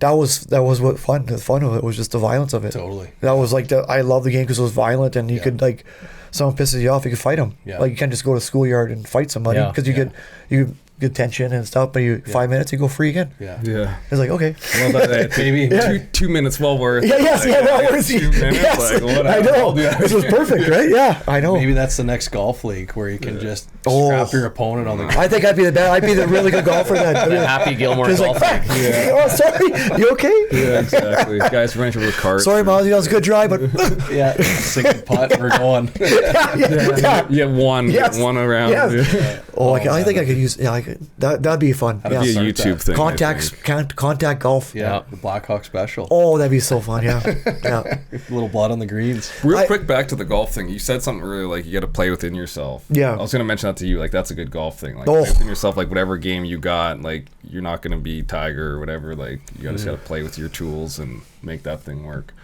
Well, it's amazing when like you thinking that now. Like I used to hit the ball far. I still hit 300. Yeah. But like these guys, like these, like I know Will Holland. I play with him at Blackhawks. And he's like long. he's like just like effortless, like 340, 350, and like flying my ball. Like I'm running out at 300. He's like flying it past my ball. Dropping a package over Yeah, the ball. he's just like, I'm like, what the a little string bean, just like the heart, like doesn't look like he's swinging at it. I'm just like, I got blisters on my hand right now from the range. You're just like, You're gripping oh, it you're just like you're just ripping, just trying everything, right? Putting the effort in. You're though. putting effort in, yeah. And it's just like, but you gotta like, you can't keep up to that. So you're okay. Like I can't. I just gotta play my game. Yeah. That's where I think like I think when you're younger and then you get older, like 70s. If you know those guys, just putts up down the fairway. Just Yeah, they swing. just adapt their game And- over time. yeah, and then at one like- point they were long. You know, Right? Yes, so for sure. And like, I know my buddies, Darwin Sturkle, Trav Circle, one of my good buddies, is he still shoots like 70s and 80s, and Yeah. but he just like 2 of 50, Yeah. butts up at the green, chips it close, putts. I'm like, what the is this? Yeah. But it's just like straight, Easy game. and you're just like 300 in woods. You got it this way. Yeah. The next time you duck hook, and now you're blocking it. It's just like, Yeah, it's a different style. but just like you do have to stay within yourself and know what you can do and what your abilities are, and your swing. Yeah. Right. So just Play to your that's strengths. yes, Go with yeah. that, yeah. But it's just it's like, as you know, like when you start struggling, you start forcing it, and then your mind starts. That's the biggest thing. Your mind starts going. You have to let it come to you. Yes. How does that happen? Tell me. Patience. You gotta Yes, wait. yeah. Like it's He's tough- gonna start tough charging you. yeah. I know. It is I know. yeah. I'm gonna get a bill out there in this damn podcast too, and it's like But sometimes you just don't have it that day. no. Right? That's And that you have to just grind something out. But you gotta be okay. And then like I find you gotta almost gotta work with what you got that day. Yeah. Like sometimes you get to the range, like, oh man, I'm drawing the ball. Okay, I'll gotta play a go draw with it, today. yeah. Or like I'm not fading. Okay, I'll fade it today. Totally. You're just like, and it's totally it's like because I don't play enough now to like really hone the swing in. So I'll just play this today, I guess. you gotta have a different expectation now. Yeah. too. Oh, yeah. Well, that's the problem. I got the Yeah. same expectations with a lot less time at the course. Did you find that was kind of tricky to adjust the expectations? Like even in your hockey career, you're taking these steps up. You're climbing the ladder. The tail end of the career. Did you find it really hard because you're so competitive? You want to keep driving and moving forward. Did that be like? And also with golf, like I kind of have the same story as you. We talked about it before, where my handicap was definitely lower than it is now. Yeah. And sometimes, especially early on when I got back into golf after playing a bunch of hockey, I expected to still shoot the numbers that I shot when Yes. I played a ton when I was 16. And it took me a while to be like, hey, like you got to adjust your expectations. You're not playing that much. You're not putting in the reps. But that was challenging and pretty frustrating for a while. And it's like, hey, like, you're not going to be quite as good as you were before. You're still outside. You're not working. Like there's a lot of positives Yeah. of being out here. You got to look at it and reframe it and enjoy it. But having set a high bar, sometimes it's difficult to slot it down. Have you ever found that difficult if it's hockey or golf? Yeah, I get maybe that's why I lasted so long. I think my expectations, even golf, I still maybe it's the opposite of what you're saying. I don't lower the bar. Right. I just expect that's probably why I get so pissed because I just Right. kind of think that's what I should be at. Right. Yeah. And that's what the hockey level I should be at. I think Right. I kept pushing yourself towards that, and For sure. I kind of never really lowered them. Right. And I just never. I don't know why. I was like, I should have. Yeah. To be a lot more happier. I probably would have been a lot. Even Yeah. in golf, I'd be a lot That's a happier big now. thing I talk about. I'd be a lot happier golfing Just know now. what you should get. Like Yes. know what you should where you should be at. Yeah, and then that's like I think with hockey, I always knew who I was, but my expectations were a lot higher. I always Yeah. pushed for that. I knew I was comfortable who I was, but my expectations were always be higher than that. So that's what kept pushing me and driving me, and maybe that's why. I think it's important to have high expectations. Yeah, keep But pushing I yourself. guess in an activity you don't do as much. It's Yeah. your specialty. That's where it's better to have like a correct expectation so you can enjoy it, but also know like how to level up a little bit. Yeah, I think what like the year, but you're used to like because I used to be a +1, Oh yeah. and now like That's I'm- tough, 'cause I'm a 2, which is great, but Yeah. you're just used but to a being 2 like, to a +1 is oh, it's like like it's amazing. Like there's nothing against like I still think someone that's like a 2 is a great player. Oh. But like but 2, you could shoot 80, when you- 85, right? Oh, and it's Yeah. well within your normal Yes. round Yes. distribution, whereas someone that's a plus, it's Oh. it's way different. It's another Yes, level. it's another level. And you remember it was just automatic back in the Yeah. day. Like just Yeah. like my driver was just like, okay, I'm aiming out here. I'm drawing this puppy back in, and Yeah. nice little baby draw, and every time. Yeah. And now it's like, okay, I'm gonna aim it, and like, whoa, other way. I'm blocking the other way. Oh no! Yeah, it's yeah, but like I don't. Yeah, I guess that's the toughest part. Expectations. Yeah. I think it's tough to. I think you're used to doing something at such a high, like not high level, like obviously like then there's +1 and there's PGA guys. You're like, just that's another level. You're like, holy, like these guys are plus Yeah. whatever they Plus are, 7. +7, and Totally.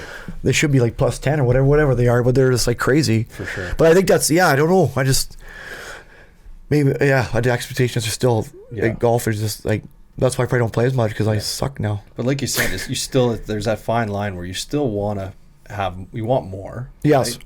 But you just can't let more necessarily take over to the point where it defeats you or doesn't. Where it ruins your whole damn day. Right, When you yeah. go home and Right. wife's like, "How you doing?" I'm not good. I'm not. Yeah. I'm not good. This is terrible. I think it's a big thing for just all athletes is knowing like your performance that day is not your self-worth. Yeah. Yeah. Where I think sometimes that can really get cloudy and Yeah. Yeah. That's not you. Yeah. Yeah, it's not you as a person. I mean, yes. Oh, 100%. For sure. But how do you do that? it's a tough one. You got to Yeah. work with some. I think it's working with. You know as well. You go home, you shoot a bad round, you're just like, Like, it happened for You're a like, long- you're in the mirror, you're just like, you're tweaking your body. You're trying to like, fix it, you're yeah. like, oh, I gotta clear. It's like, It's- what? Yeah, it's weird as I got older and I started not. It didn't matter. Like more things happen in life, so Yeah. like what doesn't even matter. And I started actually playing better Yeah. Yeah. because I just didn't. Not that I didn't care, but it's more like you could just freewheel more because Yeah, yeah. you're not Yeah. so worried about. Yeah. Wasn't at the forefront of your mind Yeah. Yeah. as much. I'm guessing to a certain point. That's crap. Too, You like- that's crap. You're not serious, but you really take it seriously. And you're Yeah, I'm still like hard, but I can live with it now, and I'm not gonna let it be like, hey, I'm going for dinner tonight, and I'm gonna be grumpy or something. It'll just be like, I can park it, and I'm I still know- not at that point where I still get a little grumpy. I Still look affects at- my day a bit. But I look at it more now. I change it more now, looking at just like one singular result, Yeah. and more in terms of the process of like, okay, like I'm thinking like 100. Like I'm not thinking like through these 4 hours. I'm thinking like 4 weeks, 4 months. Yeah, from yeah. now. Yeah. Like, what is this? I think like hockey and then golf differ so much that too, because I could get something out of my game no matter what in hockey. Like if I'm having a good Yeah. day, I could just go and ram somebody. I could Right. ramp it up and ram somebody and fight somebody, or block a shot and get something out of the game. But like golf is just like if you force it and you push it, it just like it goes the other way. But you and need every piece. yes. Yeah. You can't just like, I'm only gonna putt today. Or, No, I know. Right? I'm Yes. only gonna drive Yes. today. Yeah. Hockey, like you have another outlet. You can Yes, get at. yes. In golf, it's just like you got to put it all, which is why it's such a probably a great game. I always found too, for me personally, like golf, you got a lot of time in between your shots for your mind. to Oh, race, yeah. right. Yeah. Where in hockey, it's constantly moving. I mean, maybe sitting in the dressing room during intermission, you can Yeah. sit with your thoughts a little too long. But when you're on the bench, if you're getting a regular shift, it's pretty easy to just be caught up in the moment. The environment forces you. I don't know to if be you more saw in the my moment. career. I was pretty regularly thinking about myself on the bench. I wasn't regular shift, so I don't have time to think on the bench and in the dressing room. So But like you said, you could still go out yes, there and 100, yes, intensity takes yes, over. And 1,000%. where Yeah, golf is a slower pace, Yes. and those things can creep in a little easier than in hockey, right?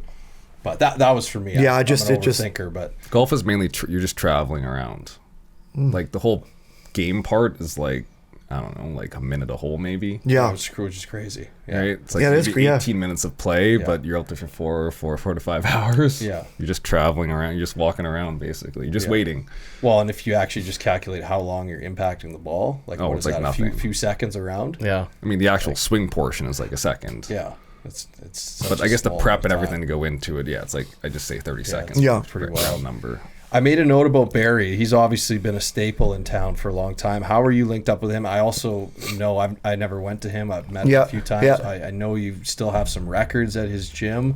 they're slowly they're dwindling now. Are they? Yeah. Definitely a few up there. I've heard from Yeah. some of the younger guys. There's still a few that you hold. I So, think they've stayed for that long. That's Yeah. wow, that's Yeah. impressive. Yeah. but how did you initially link up with him? And I think, correct me if I'm wrong, but I think you were with him your whole career. Yeah, after so we that, started right? like back in Grant McEwen. Back he only had me, Fiddler, Bo Meister was there. So he had a really good Kyle Rossiter worked out there. Yeah. So he had a good crew where like a lot of good players and like kind of. And now he's built it up where we're like I should get shares in his company because like he like I built the damn company. the royalty. Yes, you know? I know, but no, he was awesome. I know he was so like adaptive. He changed things for what it was, and he tailored things to you, and he really cared about you. And we're good friends now, still, me and Barry, and we were kind of similar ages back then. Like he wasn't that much older than me, so it was and the same thing. Workout was just always fun. Like it was just like, and he really. The longevity part of it, I think I owe a lot to him, like not getting injured. I got one groin surgery one time, but never shoulders, never knees, and I probably owe a lot to him just getting stronger and kind of like and having like some mass and some body fat. And he was never a component on getting too skinny, Right. because I think a lot of guys now are too skinny. They kind of break down pretty easy because there's nothing to give. And but Brett Hull said he can't pull fat. Is that what That's Brett? right. Yeah. That's what Brett. John Daly Yeah, too. John Daly. Yeah, so he can't pull fat. So that was his claim to fame. So Barry was any young kid that is going to train, I always recommend Barry because he's awesome. What he does and really, yeah. And he's still doing it, right? Yeah, he's at the Shamrock Curling Club. That's He's got a right, same spot. spot. He's got a spot in Sherwood Park now, kind of permanent spot for like teams and stuff during the year. Nice. Just in kind of just off the Highway 16 there in Sherwood Park. But he's Shamrock Curling Club. It was really cool because we got to. It was really a lot of space to move around in there, and kind of like it was different than a normal gym. It wasn't like so cramped and kind of. Right. So we moved in there, and we had River Valley really close to do stairs and that stuff, and it was like a really good place to work out. He still does it to this day. And now, ironically, Kale and Ryan are working out there now. Nice. So yeah, Nice. yeah. Was it something that you found, because like you said, you didn't really start it until later. I mean, that was normal for your time. Kids are doing it younger now. Yep. But was it something that immediately you were drawn to? Like having not really done that type of training, then all of a sudden doing it? Was it something like, man, I liked it? Yeah, no, I think it was he made it competitive too, where he Yeah. put the numbers up on the board, and he kind of like, and it really, and like as the years went on, younger guys came up, and like, you know, Brian Southerby and those kids Yeah, came right. up and they started challenging you. Okay, well, I'm gonna screw you, buddy. I'm gonna be faster than you, and they're always like. And I always try to be faster than which I was, which is kind of cool. So you always try to keep up with the Joneses, that part. And Totally. I think the competitive part of it was really good of it. And he had really good athletes there, but really good hockey players too. So it was really cool to talk about hockey and just kind of pick your brain about stuff. And I was trying to keep up with Bo. I don't know if you guys know Bo Weiss, but he was like just a specimen in the cardio department. Not so much in the strength department. Like I was stronger than him, but he was just like, He's a really good skater. oh my lord, just like Logged all those minutes. oh, had he to just have like we the do strong shuttle lungs. runs at heart rate, and I know we go back and like I think it was like 250 meter shuttle runs. He stopped, go back, and you go back in heart rate, and he's like he was going in 10 seconds again. I'm like, what? Wow. The? He's like, and we were sprinting. It wasn't like it was, and I was like, what? And then you do bike sprints and like for like a minute, and you're like, okay, like Barry said, push like whatever 600 watts or whatever, double your wattage or whatever. So you do, and you look at Jay's like 900 watts or like close to 1,000 watts. He's powering the building. and just pedaling and talking. Wow. And like you're just like, what? You're just like not sweating, talking. He was a specimen. The That way was his he, gift. Oh, he's just he could go like that's why he could play 30 minutes a night without. Yeah. And like I still think like I know I said as many people, I still think he should be in Hockey Hall of Fame. Yeah. That guy. He's like Yeah. so underrated where he was. Like he did everything, like Olympic gold, World Junior gold, Yeah. World Championship gold, Stanley Cup. Yeah. Played like I don't know 1,300 games, whatever he did, but just like how like he just did it all and kind of really understated the way he did it all. Yeah. Like he just did everything really good. Yeah, he was kind of under the radar. Under the radar, and every years, game he's under the radar. Just kind of like we're just like you never beat him 1-on-1. Never like made the first pass. Always wasn't super sexy, but just like did everything so well. And Totally. still one of good friends. I still pushing for him to get a Hockey Hall of Fame because I still think he should be. Yeah, totally. No, you're Yeah. right. But yeah, you're right. Like thinking back to watching him as a kid, like he never looked tired of it. No. Ever. Like You just didn't gallop look up and down the ice. You just like. Yeah. You're just like kind of like a Scott Niedermayer, Yeah. but a little bigger. You just like effortlessly, Yeah. like just like, and he come up and he was a kind of a modern defense because he'd come up and surf and then come up and back and he's just like Yeah. he's all over the ice, Totally. like really really cool. Yeah. So you mentioned undrafted for the WHL, but drafted in the NHL. How was that day for you? Did you kind of have a bunch of conversations leading up to it? Obviously, probably a pretty exciting time. Yeah, we were just talking about this the other day, and Edmonton was never on the radar when I was there because San Jose, I think Colorado was really interested, and who else? Like Tampa and Florida. The two Florida teams were actually were interested, and kind of like was like, okay, this is gonna be cool, go somewhere like, Yeah. and then you get drafted by them, and you're like, what the hell? Like, I'm staying here. This is not cool. but it was actually really good. We had to, like, as I mentioned, my parents' first time on a plane going to Pittsburgh for a draft, and Yeah. I was supposed to get drafted a little sooner, so it was a little stressful. I was supposed to get like, I think I was ranked like late second, early third, and I went down to the fifth. Yeah. So it kind of was like really, like names kept. I think there was a big Russian component that year, so they kind of and then Europeans kind of start going, and it kind of. Sure. Was it one day back then? It was 2 days. No, it was 1 day. I one think. day? Yeah, Okay. 1 day. Yeah. So it was. I remember I was sitting there because I didn't want to go take a pee. Yeah, Yeah. I was like every. Sure. It was like so. Then Edmonton called. I was like, what the Edmonton? I was like, what? Had you had any conversations No, with them? None. None. Hey? Not no. Like people like other teams have talked to me, but not they didn't talk to me once. Right. Yeah. And who was the GM in '97? Ruben Sather. Sather, yeah. Yeah. Glenn, Wow. yeah. Yeah, that's Yeah, Glenn was always really nice to me. Really, Yeah. But then when you get to the rink, I remember first training camp that year when I got there, and it was September, August, the rookie camp. Yeah. I remember being kind of like, holy, this is pretty cool. Totally. Because you look up at the Stanley Cup banners, you look at you growing up there, and the old Coliseum had kind of a feel to it, right? Not the new ones don't, but the old school kind of feel to it. It smelled like hockey, Totally. right? The old school rink, and Yeah. Lot of history in Yeah, there. where the dressing rooms were, the really low ceilings. So you walk, it was kind of like a corridor, and like there's a lot of history and just like put on order. It was pretty. Really, really cool. Yeah. I mean, the team that you'd grown up. Yeah. I mean, you mentioned that you were a fan of hockey. Were the Oilers your number one team? Yeah. Oh, yeah, for sure. Yeah. You could. Well, I remember sleeping over and Peter Klima scored that one big goal, and I remember when Theoren Fleury scored that one going on his knees. It still pissed me off. And A lot of people you remember like having like sleepovers for those days, and like just like sitting there like on your. Like watching playoff games, and it was awesome. Like it was just like growing up an Oilers fan back then. Like you said, that I grew up in kind of a cool time. So it was like the epitome of an Oilers fan, because you're just like they're always in the playoffs. They're always good, and I remember that those days were pretty cool. Did you get to play in the rookie versus Alberta Bears game? I still think they should have that game. It was that was the most. I think when the new ownership came, they got rid of it. Yeah, I think it kind of some politics there. I think they don't like each other or something. But like, I remember those games were the best. The best. Yeah. Mm-hmm. Like it was like Claire. Those of you guys listeners have been in Claire Drake. It's just like when you get that rink packed, it's just like so loud. And I remember that place was packed to the rafters. Yeah. And it was just like people, and it was just like. It was fun. Like it was just like and Bears wanted to kill us. Yeah. Because they wanted to prove something. Because they're usually like old WHLs that didn't get drafted, or they're just kind of like washed up kind of guys. They're not washed up, but they're like they're like they got kind of passed over by a lot of teams, so they're pissed off. They want to. And I remember those games were they're older, and it was awesome. Like those games were like it was pretty even series too. Like they won a couple, we won a couple, and it was just like I remember those games. I enjoyed those games like thoroughly, and going like I told it like, I would go to those games now if they had them, because I think they should bring it back, because I think it brings like then that whole sense of community thing comes back. Exactly, like everyone's kind of like you're in it together, and you're in it with like, and then Oilers are part of the community and they're helping Bears out, and I think it helps like everybody, like extra exposure for U of A guys. Yes, like Derek Ryan, yes, and then you get guys and maybe Oilers brass didn't see some guys, and they see some guys who are like, holy, that guy's even for them to go pretty to good. Europe or something else, like some other avenue. Yeah, Because you do see guys now more, I think, out of that U Sports level get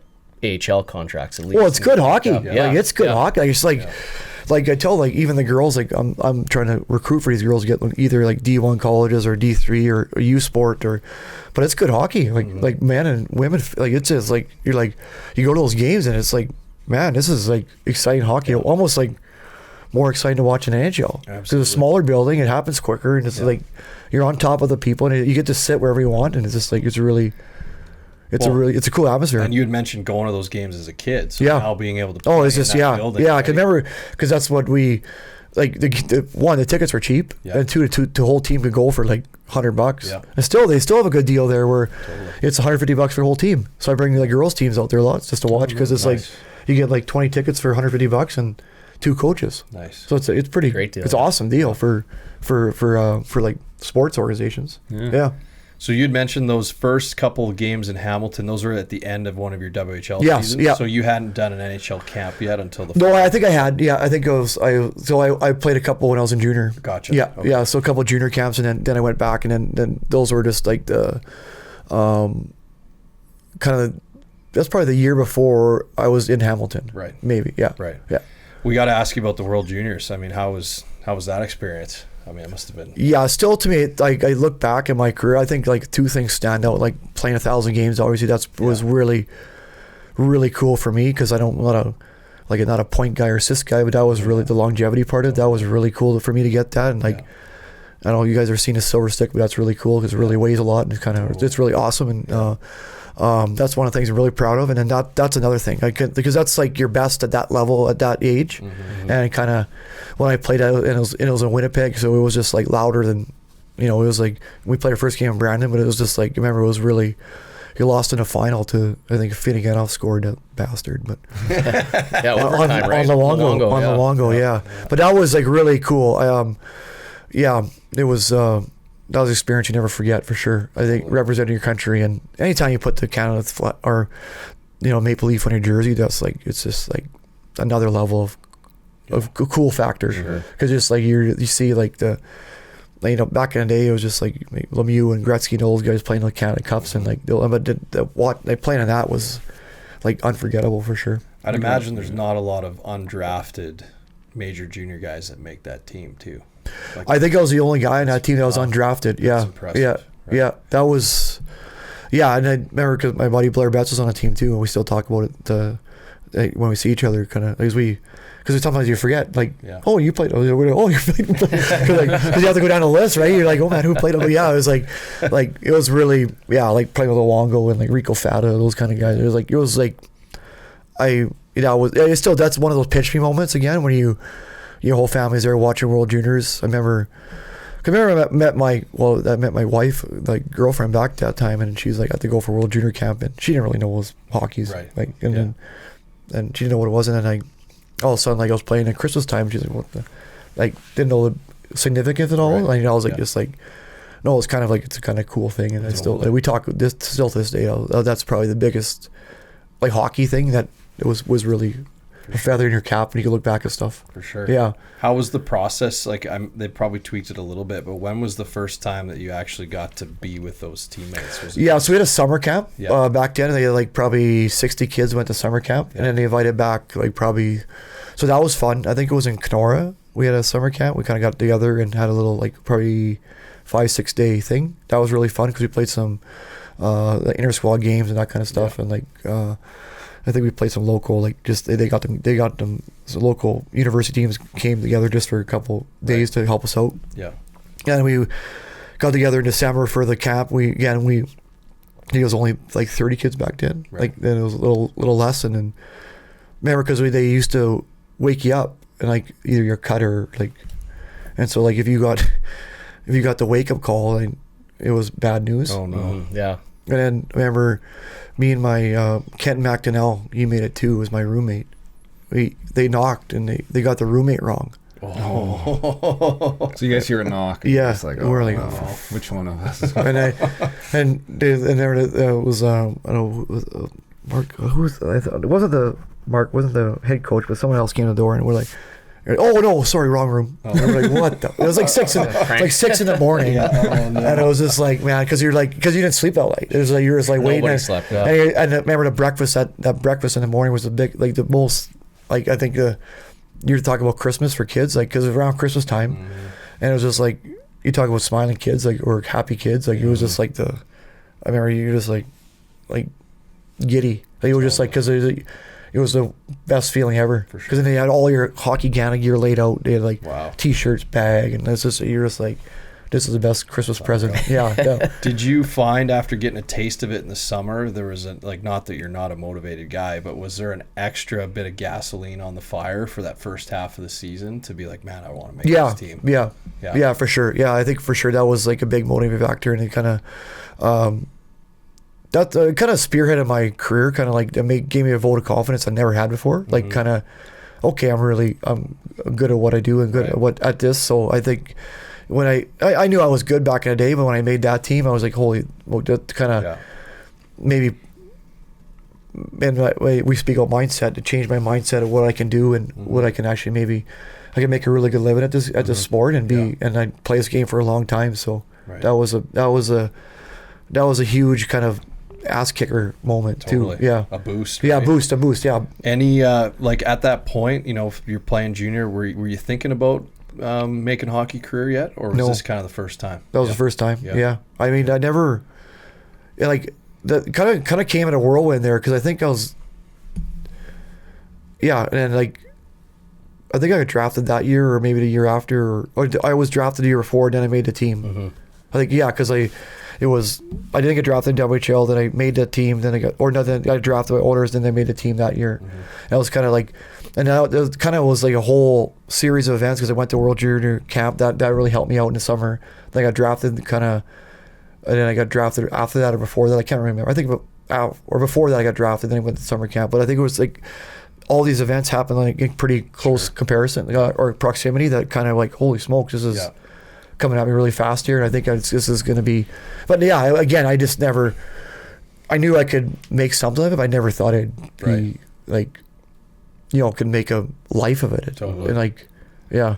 Now, obviously, you've probably seen this in the past, and you know, you have those big boosts in a short period of time. You're a very humble, hardworking guy, but was there anything, did you have to even think about, hey, I got to keep myself grounded as some of these steps start to materialize? Because obviously, you know, some people, their head gets pretty big. They get complacent and, you know, they get arrogant, and it starts going the other way.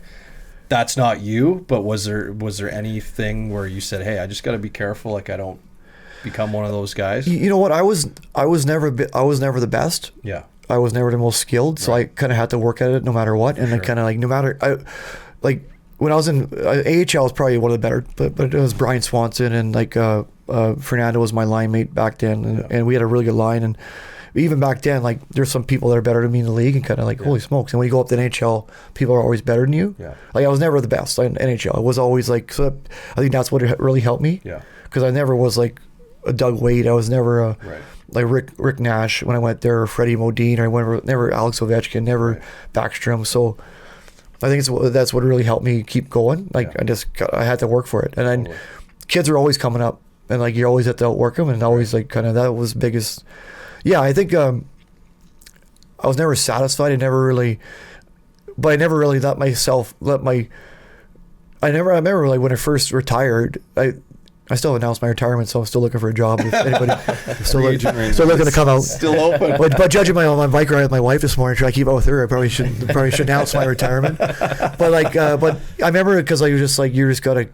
Like I remember every day I was just like, okay, this is a tryout again. Right. I'm gonna try out again. Like because people are always getting constantly sent down, brought up, like healthy scratched, and it was like I was never one of those guys who really got healthy scratched a lot. I always kept plugging along and kind of.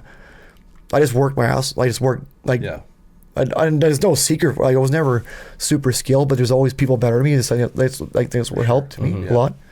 Would you agree, like when I'm just thinking back to when we talked to Kale, like, you know, he definitely thought that a lot of the guys that stick there, unless you're like super skilled, and it doesn't even seem to really exist much anymore, like you can't really get away with being a hot-headed, arrogant guy anymore, you know, like you have to be a good teammate, like unless you're bringing so much to the table pretty much points-wise, you're gonna kind of get run out. Like you that type of attitude just doesn't really have a place too much anymore, right?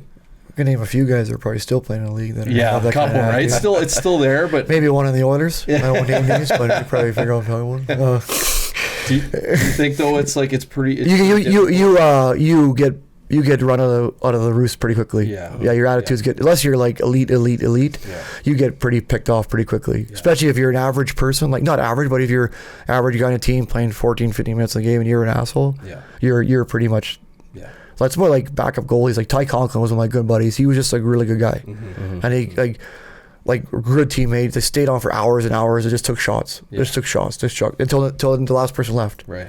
He's like, so like those kind of guys like last a long time just because you're a good guy, and you're kind of like a glue guy, but not necessarily. You're just a good teammate. Yeah, you're good person. In the room. Yes, you support each. I still believe you have to back it. You can't just be a good guy and not back it up. You have to have some street credit on the ice, but you still have to be a good dude. I mean, it's just like if you're, those guys get weeded out pretty quick, and I saw all those guys get passed by for sure. They just like, and just like either the players would go up to the coach and say, I don't want this guy around me, like the best players, or just like they would just get weeded out. Right. Yeah, you got to be bringing people up around you. Yeah. If you bring them down, that's like you said, you got to be bringing 100 points a year to the team, or else 100. The trade-off's not worth it. No. What about some guys that helped you along the way, especially when you were younger? Because you did come into the organization when there's some older guys still around who maybe either took you under their wing, or who did you look up to in the locker room? Not necessarily took me under their wing, but like those guys look back, Mike Greer, Tom Marchand, Ethan Moreau, Steve Staios, like Jason Smith, Doug Waite. They're all like all those guys are extremely nice dudes, and they're all like really welcoming, and they like treat you like a teammate, then treat you like a rookie, and really welcomed you in. And so those guys like owe a lot to make you feel comfortable right away, and they're really good at that. So no one really took me under their wing, but just like everyone, very welcoming. Yeah, they're always helpful. Like no matter what, they sit down with you. Had a bad day, they'll talk to you in the dressing room, or just like. But back then, like you played a game and you had a beer. Right. At the end of the game, so you always sit down and have a beer after the game or two, and then go home. And now the Shakes are coming up, and it's just like now it's a little different. BioSteel. like beer BioSteel, league. yeah. But it just yes, it was a little. But those guys are all extremely like really respectful dudes. The Ryan Smith, like all those guys were like awesome to me and really helped me out a lot with the first couple of years. Maybe let's talk about game number 1. Like your first entry into the league. Yeah. I guess you had a full. I guess when did it happen? Yeah, so that I remember that game vividly because it was like just before Christmas, and I got called up. I think it was only one that year. Yeah, was it one that year? 2001. Yeah, so I got called. It was one, and because I got called up, and then you got to like. I unfortunately got sent down right after Christmas one game. But I remember my grandpa, because he was in hospital, he had in palliative care, and he was always my biggest fan. And I remember like he was on his last legs, and they had to get the TV. He couldn't make the game. It was in Edmonton. It was a I don't know if it was a Hockey Night in Canada game, because I think it was. I got a towel from that game. Nice. Like, you know, we used to get a towel. That was like, and I remember that because I remember like I didn't play much that game, but it was just like the best. Like all my friends were there, family was there.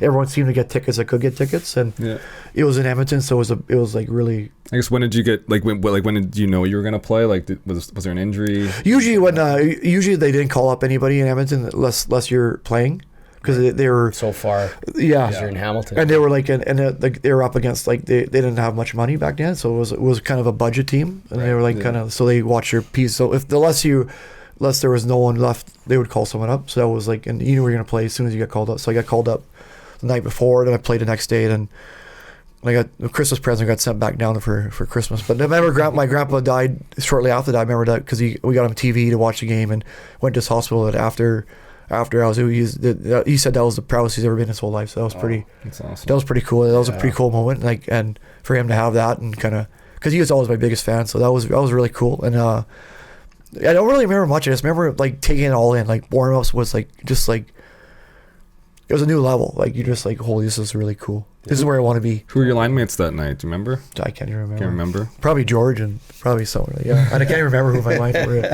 Yeah.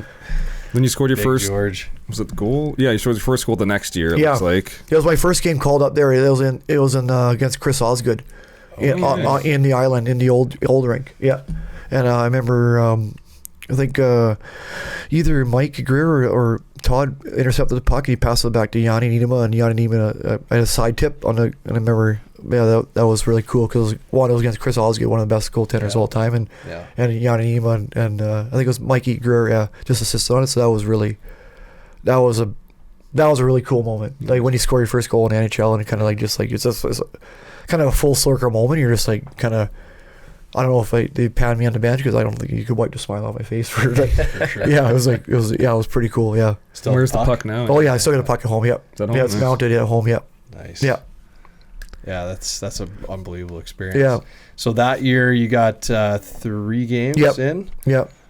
How did you find, like you said, like the up and down? You know, there's a level of being discouraged, like you said, the Christmas present. I mean, the timing, some of these things, like you can't help it. But to get that game in before your grandfather sadly passed, like I mean, that's incredible. Did you find those up and downs? Like, how did you kind of process them? Was it something where you just sort of, you wanted more, you're upset? Yeah. How quickly were you able to kind of park it and get back into the rhythm of being in Hamilton? We had such a good team in Hamilton. Like remember Sean Selmser, Ryan Rizzador, Kevin Brown, all these guys, like Brian Swanson, like Fernando Bazzani was down there. All those kind of guys. This was such a good team that you're like, oh, this is stuff. And we were really good back then. Yeah. So it was really fun to go back and play. And I remember because I played like 6 minutes. I was like, oh, this is crap. Used to playing like around 20, right? You're just like a power play, penalty kill, and you're good. But I think it just motivated me. You're just like, wow, this is really, because I mean, everything gets heightened. Like you're from right from the packed crowd, the anthem, the weight room, the way you get treated, the meals. You get KFC in a AHL, and then you got the keg in let's say in the NHL. It's just everything's so different. It's just like you and you're like, man, I want that. Yeah. I guess, did you have a belief at that time that you were going to be regular in the NHL at that point, or were you still going kind of game by game? Yeah, I always had a belief that I was going to play. Yeah. I mean, I did have a one day kind of mentality. I kind of win today, kind of that thing. I never really looked too far ahead, but I did always believe that I was going to play. Especially when I got up, I knew I'm just as. I guess knowing who you are too. Like, okay, I know I'm just as good as this guy. I could play that role, and I think I kind of fell into like Billy, Walt, and those guys really helped me, and Claude and those guys in the minors really helped me kind of build that role and practice those, so I was ready for it. Like the PK guy and getting pucks out and blocking shots into the game, and really taking pride in that, and really taking pride in playing 10, 12 minutes and doing it at your best. And I think that's what we're really I owe those guys a lot, because they helped me kind of change my mindset where it's not going to be what it is down here. Right. Did you find it was really helpful to have, even from your grandfather to your parents, some of the coaches you mentioned, like you're a very self-driven guy, but having a little bit of extra belief coming in from those key people to just give you that extra little bit of confidence? Like, it's not just me that believes I can play in the NHL. Like, look at these other people that also believe. Like Barry. Oh yeah. Like everyone, like everyone around me, I think believed more than me. But like I kind of knew I was gonna do it, but I just kind of, I was like try to look back and I try to think, I just kept, like you said, I just kept them, like, put one foot in front of the other. And kind of like belief was always there, but it was always like I was always scared, like, of getting cut. I was scared of people coming up, so I was always just like I played in constant fear, which is maybe not a bad way, but it's not a good way either. But I just was like, I didn't, like, to this day, you're like, you when you have playing NHL, you don't want it to end. Yeah. Because like the road trips, the meals, like you pull right up to the bus, and the bus right to the ramp. You're right up on the no security, like. You pack crowd every night. You pack crowd all night. You go to the plane, and the lady's got the beer you like waiting for you, and your meal's sitting waiting for you, and you're just like you could treat it like a princess. Like, you don't touch your equipment. You don't touch your. You never ask to get your skate sharpened. It was just like everything about like the NHL was just like so first. It was just like, man, it was just like, so you're like, you did everything in your power to stay there, right? And don't let it go to waste, because it was just like, you're just like. Meal, and we got meal money, so you're like, and you got money coming. We got meal money per diem, right? Yeah. So like you're gonna pay like you're saying Ovi gets paid $10 million a year. They spend on poker, some of these guys, but you're like, I have like, it's like, but they give you cash. They give you like envelopes of money.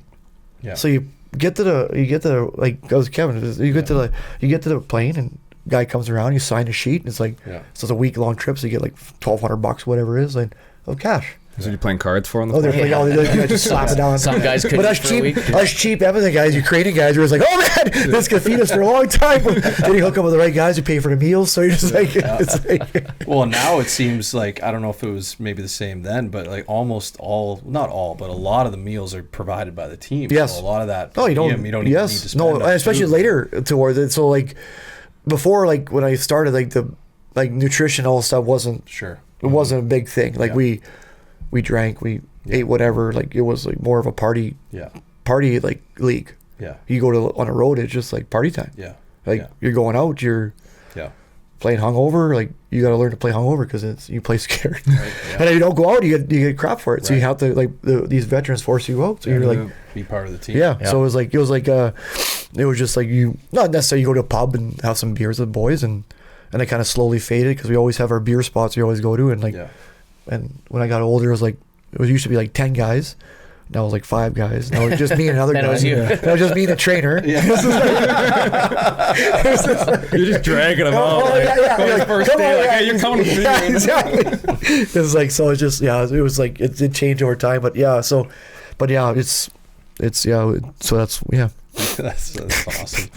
What about the transition from teams to teams? Like you said, there were some shorter contracts in there. Longevity, such an impressive, run. Any trades in the mix there, or were they all contract signings when you switched to different teams? Yeah. So for Columbus to from Columbus to Washington, I got traded. Yeah. And it was like it was kind of a. I think in Washington I signed with New York, and in New York I got traded to Anaheim for a bit at the end, just for playoffs. But Columbus was a big one, because I was there for 4.5 years. We built up friendships and got traded to Washington. I mean, I remember I was kind of like bumped into the trade, and I was sitting in the airport and looked at the standings, and Columbus was last and Washington was the first. I'm like, okay, this will be pretty good. That's a good move. And then we went there. It was like, here's just like a new level of like kind of like because they had Rock to Red back then with everyone wearing red in the Right. place. It was really, and Ovi and like Backstrom were just going nuts at that time. They were like the best players on earth, and I remember coming, like we had Alexander Semin, we had like Carl was there too. yeah, Carl's Carl Arlsner, we had Yeah. like John Carlson wasn't there yet, but like Jose Theodore was our goalie, and like just like Brendan Morrison, like we had a really good team, and I still can't believe I didn't win a cup there because like that's a still sore spot. Yeah. But like because we were really good. We always played Pittsburgh. We always like lost in this game 7 like conference finals. But it was like but that was hard trade, and the hardest part moving was like the Washington to, because we were there for like 8 years. Right. And my kids all grew up there, and it was like a really cool spot to live and play. And like we lived in a place where my wife didn't touch the car, just walked everywhere, like bars, restaurants, schools, like. Where did you guys live? Old Town, Virginia. Oh yeah. Yeah, old. So we're like it's Alexandria, Virginia, but like Is that where most of the guys live? some guys live there. Some guys live in McLean. Some guys live by the rink, which is in Arlington. But it was like the best place to live because we met so many. I still keep in touch with probably 8 good buddies, and back then, like my wife was all good friends with their wives or the husband's wives. So it was really cool. A really good spot for family, kids, and playing. Totally. Yeah. Yeah.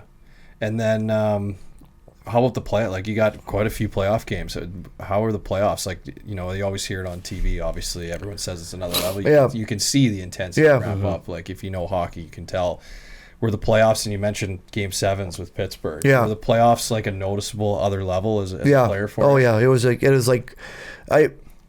But the best thing about playoffs is because all stats go out the window. Everyone kind of, it was just for winning. Yeah. No one cared who scored. No one cared who, like if Oilers win a cup 3-1 and McDavid doesn't, I don't think McDavid will care. Right. Yeah. Right. If he blocks a shot at the end of the game, he'll probably care about that. Like that's what the playoffs are, just so like a new element. Like the crowd's all hyped up, and like back then you go to the rink, the weather's really good in the States, so the flowers are coming up. Like today, it's just a fun day. It's just like it gets ramped up so much, where every shift, every turnover means so much. Yeah. And just like every goal means so much. It's just like it takes a lot out of you. But it just, I remember, you miss those days because you were watching on TV. Now you watch playoffs, and you miss those days because it was such a fun.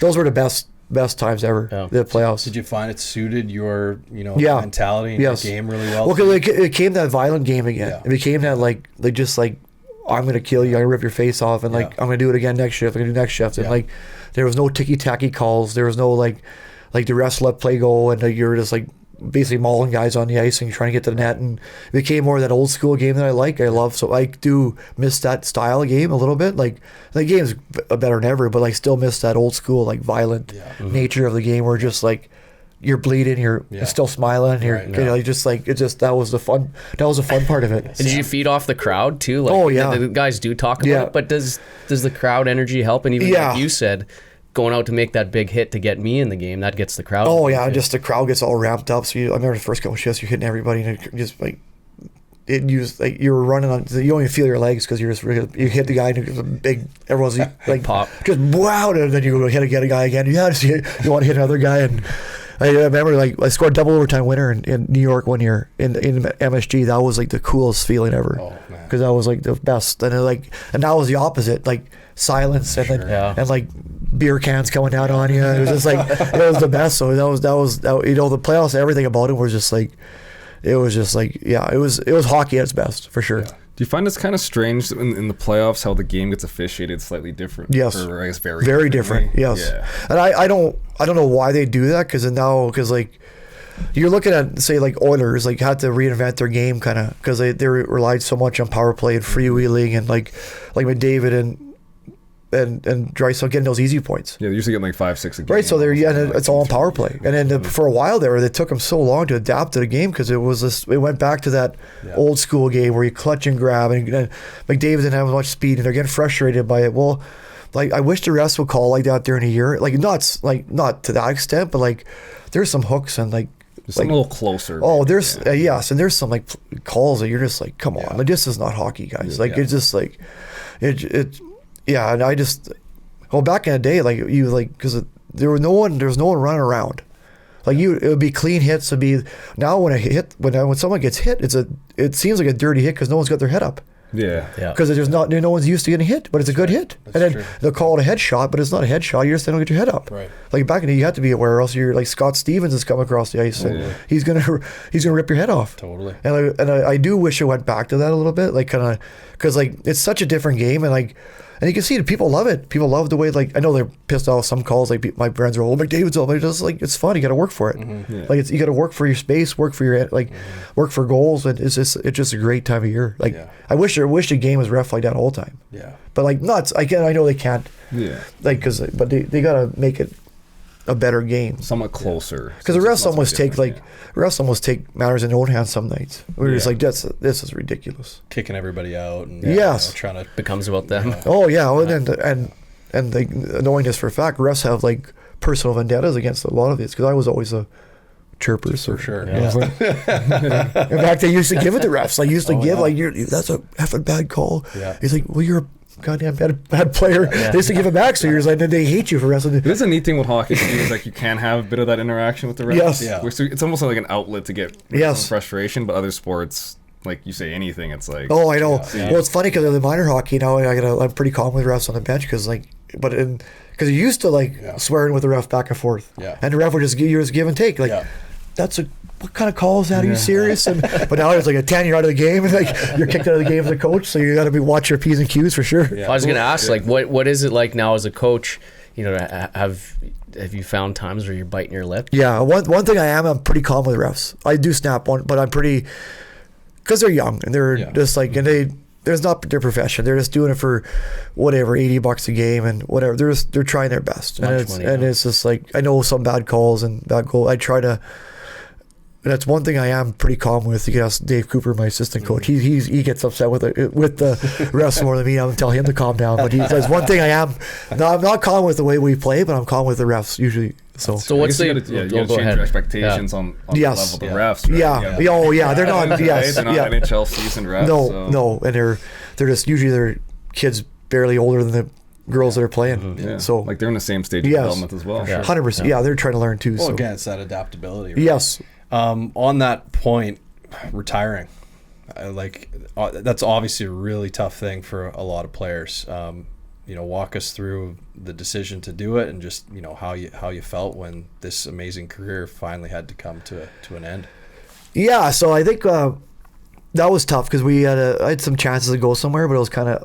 I think my wife was done moving the kids around and like on a more settled, like, because we were older and I was 39 almost, and like it was 38, 39. So kids are old enough to be in school, and kind of it was just going to go year by year by year by year kind of now, and then dragging them around. And so it wasn't like my wife said, well, I think we're done moving the kids around. If you could get somewhere close. And that year it looked like I was going to have a job with Edmonton. Back to Edmonton. Like I remember it was really close, and it kind of something fell apart over the Christmas, or no, not the Christmas, over the summer. It kind of never came to fruition. But so that was kind of a bummer. I wish it would have I think it would have been because I kind of said, well, it'd be a good segue because I'm living here, so I play here.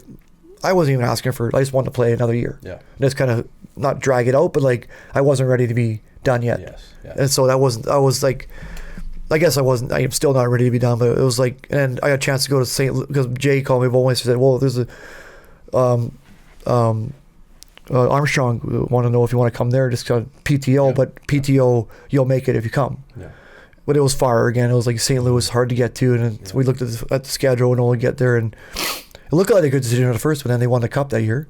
Right. So then that was really, so I blame my wife for that one. But no, it was hard. It was like I had a dog, and the dog saved me because I remember lots of walks with him, and kind of like hockey, you're always used to somewhere to be and why, and someone telling you what to do, and be here, and this is a meal here, and a lot of bus time here. Yeah, structure. Yeah. And there was like, I remember just the level of weight of my shoulders. Like it was just like how much stress I was living under for a lot of years. Yeah. I was like, holy smokes. And like, it was a lot of tough, probably drank a little too much that year, probably, because a lot of tough moments. Like you're just kind of used to like living a certain way of life, and used to be like, and you were cool. Mm-hmm. Like it was a really cool thing to play in NHL. It was a really cool sport. It was a really cool thing. Like 17,000 people are watching you play, and Totally. kids want your autograph, and then you're forgotten pretty quickly. Yeah. And you realize how small you are on this earth when you get you're done, and then just like the calls start coming and like to do stuff and like just stop being at playing, and so that was a tough year, and so that was like I don't think I was ever really ready to be done fully, and I think I wanted one more year kind of, but I wasn't.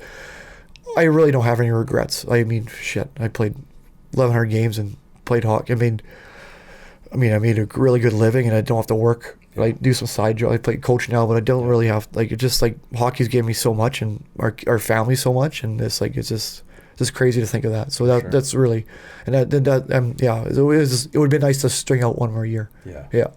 So when and how did coaching come about? Because not every player is suited for coaching. So how did you kind of figure out that was something for you? And I wasn't suited for coaching the first year. I tell you what, I was a terrible snap case kind of coach, and probably struggling still with not playing. But yeah, I think, and I've become like, and I think more, I guess, knowing who you are again, and knowing what kind of coach you want to be, what kind of player or what kind of role model you want to be for these kids. And like, I think I came a long way with coaching, and I think the female game really helped me with that. I think it was really, you really test that patience and knowing what it like, because they don't know. Did it help separate you that it was a different sort of game? Like, that was the toughest part, because so I was still playing the game when I coached. Like it was like I wasn't like thinking like, and you could test this, like coaching teams different and teaching kids skills. Like, and like I'm not a really, like I could teach skills, but I'm not a good skills guy. Like I'm a good coach. Like I know how to put a team together. I could teach skills into coaching in the team aspect, but like you're way better at skills than I am, because like you think of drills, I'm like, oh, that's a cool drill. I never thought of that. But I'm a good like team drill guy. Like I could think of team drills like out the wazoo, but like when it comes to very different. It's a very different like mindset, and a very different like the people always ask me to do skills. Like, well, like, I don't really. I'm more like post-it note. Like okay, I'm gonna do this tomorrow. This is what we need to work on, and kind of like, and I'll adapt into practice. I'm just kind of weird thinker that way. I just don't really. And then the skills guys, you have your things planned, and you know exactly what it is, which is like that's another kind of skill into a master. And I'm not good at that. I'm good, but knowing who you are as a coach and knowing what you want to be, and I think. But when I first started coaching, I was still playing the game. I didn't really, and it's one of my Matt Davidson, he was assistant coaching with him. He goes, Jason, they don't know what you're talking about. I'm like, oh, they just don't know. Like you're spitting these words out, like they don't know. So that kind of changed my like attitude on coaching. Like they don't know, like you're golfing, they don't know the swing. You're just swinging. It's different, right? So like I can't teach a swing, but you can teach a swing because you know like, exactly how the body should work and how it should move, and like picking a puck up on a wall. Like you can do like, but still, unless you sit down and teach them like hands where they are and elbow high and like all this stuff, like these kids don't know it. So it's like age appropriate to age appropriate. Yes, and then how do you like teach a 10-year-old versus an 18-year-old? Right. An 18-year-old, you go, hey buddy, like come on. A 10-year-old, you have to slow it down, like actually move his hands maybe, and like really kind of. So it's a kind of a, it's I still haven't perfected it, but I think like coaching and skills and all that stuff is kind of really different than playing. That was the toughest part. Are there some coaches that you've had in the past? I mean, you mentioned some names from the pro level.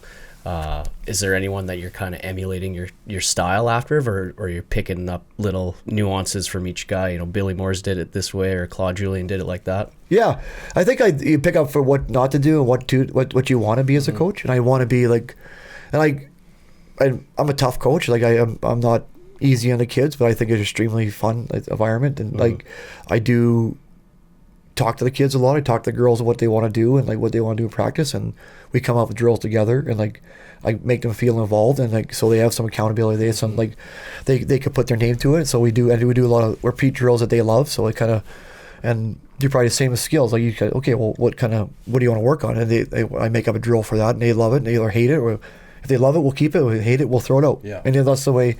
Yeah. I try to involve the girls in everything, even the way we play, like.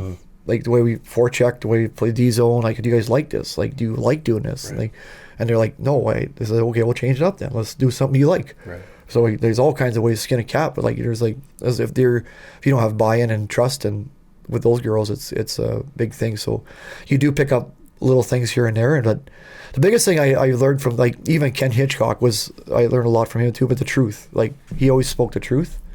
and I like that. I always like think the truth is, and Mel Davidson, we're at a conference at the playoffs, the CSL playoffs this year, and she spoke, and it was, do you want me to be nice or kind? Right. And like, I think it was like the nice is telling you, like, okay, the fluff, the this, Right. but the kind is actually being truthful and actually knowing, like, telling you what you need to work on, and then that's being kind to you. You're helping this person out, and I like that. I think it's there's some room for, and I'm extremely like approachable, like, and all that stuff. I really want to be like, I'm have fun at the rink. I have fun with these girls, but I want this to be a place where, no, that's the way we're gonna do things. Yeah. And this is the way we're gonna do it, and this is what's gonna happen. But like, let's have some input of the way you want to do it. Then I find you get better buy-in that way with the girls. Yeah, for sure. Yeah. Not avoiding those hard conversations, and like you said, that communication, that transparency is so important. Yeah, you need that. I think you need and people need to tell me, like, hey, that's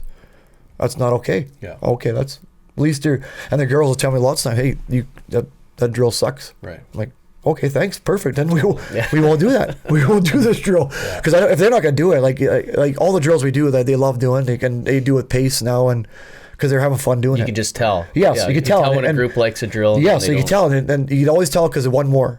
They always want to do one more rep. sure, But like, sure. and they're like, okay, that's a lot. They're all, hey, one more, and then the next girl's like, okay, two more.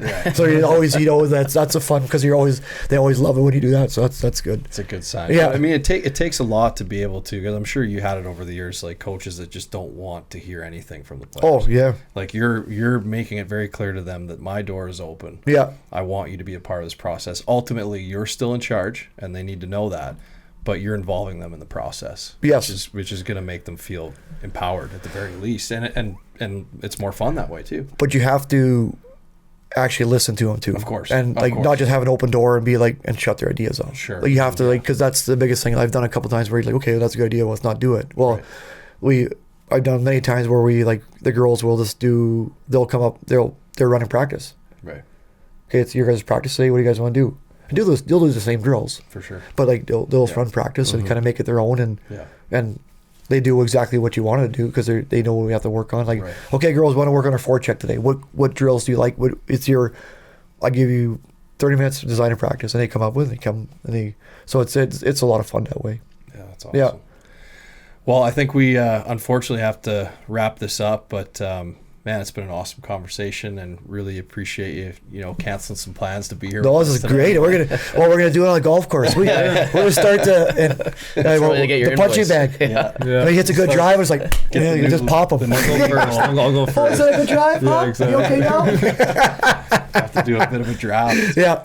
But yeah, Trimmer, thanks for coming. Really appreciate it. Yeah, thanks, guys. This is awesome. Thanks for having me, guys. Yeah, appreciate it. Thank you, everyone, for tuning in. To help support the community, please visit our website at usports.community and follow us at usportscommunity on all social media. You can also follow and rate our podcast on Apple, Spotify, and Audible. Subscribe and like our video feed on YouTube. Links for all our platforms can be found in the show notes. Best way to help grow the usports community is to comment on and share our content with your fellow parents and athletes. This episode was produced by Nick Hussey of Hussey Multimedia, and hydration was provided by Earthwater. The youth sports community is proudly presented by Nuance Hockey and Ma Golf. Nuance Hockey provides detail-driven on- and off-ice development in the Edmonton area. For more information, please visit our website at nuance.hockey and follow us on social media. Ma Golf provides elite coaching for golfers of all skill levels at the Millwoods Golf Club in Edmonton. Our apparel is provided by Burton Barley, prairie-inspired, golf-focused. To receive 15% off your next order, please visit burtonbarley.com and use our promo code YSC15. We look forward to you joining the community next time.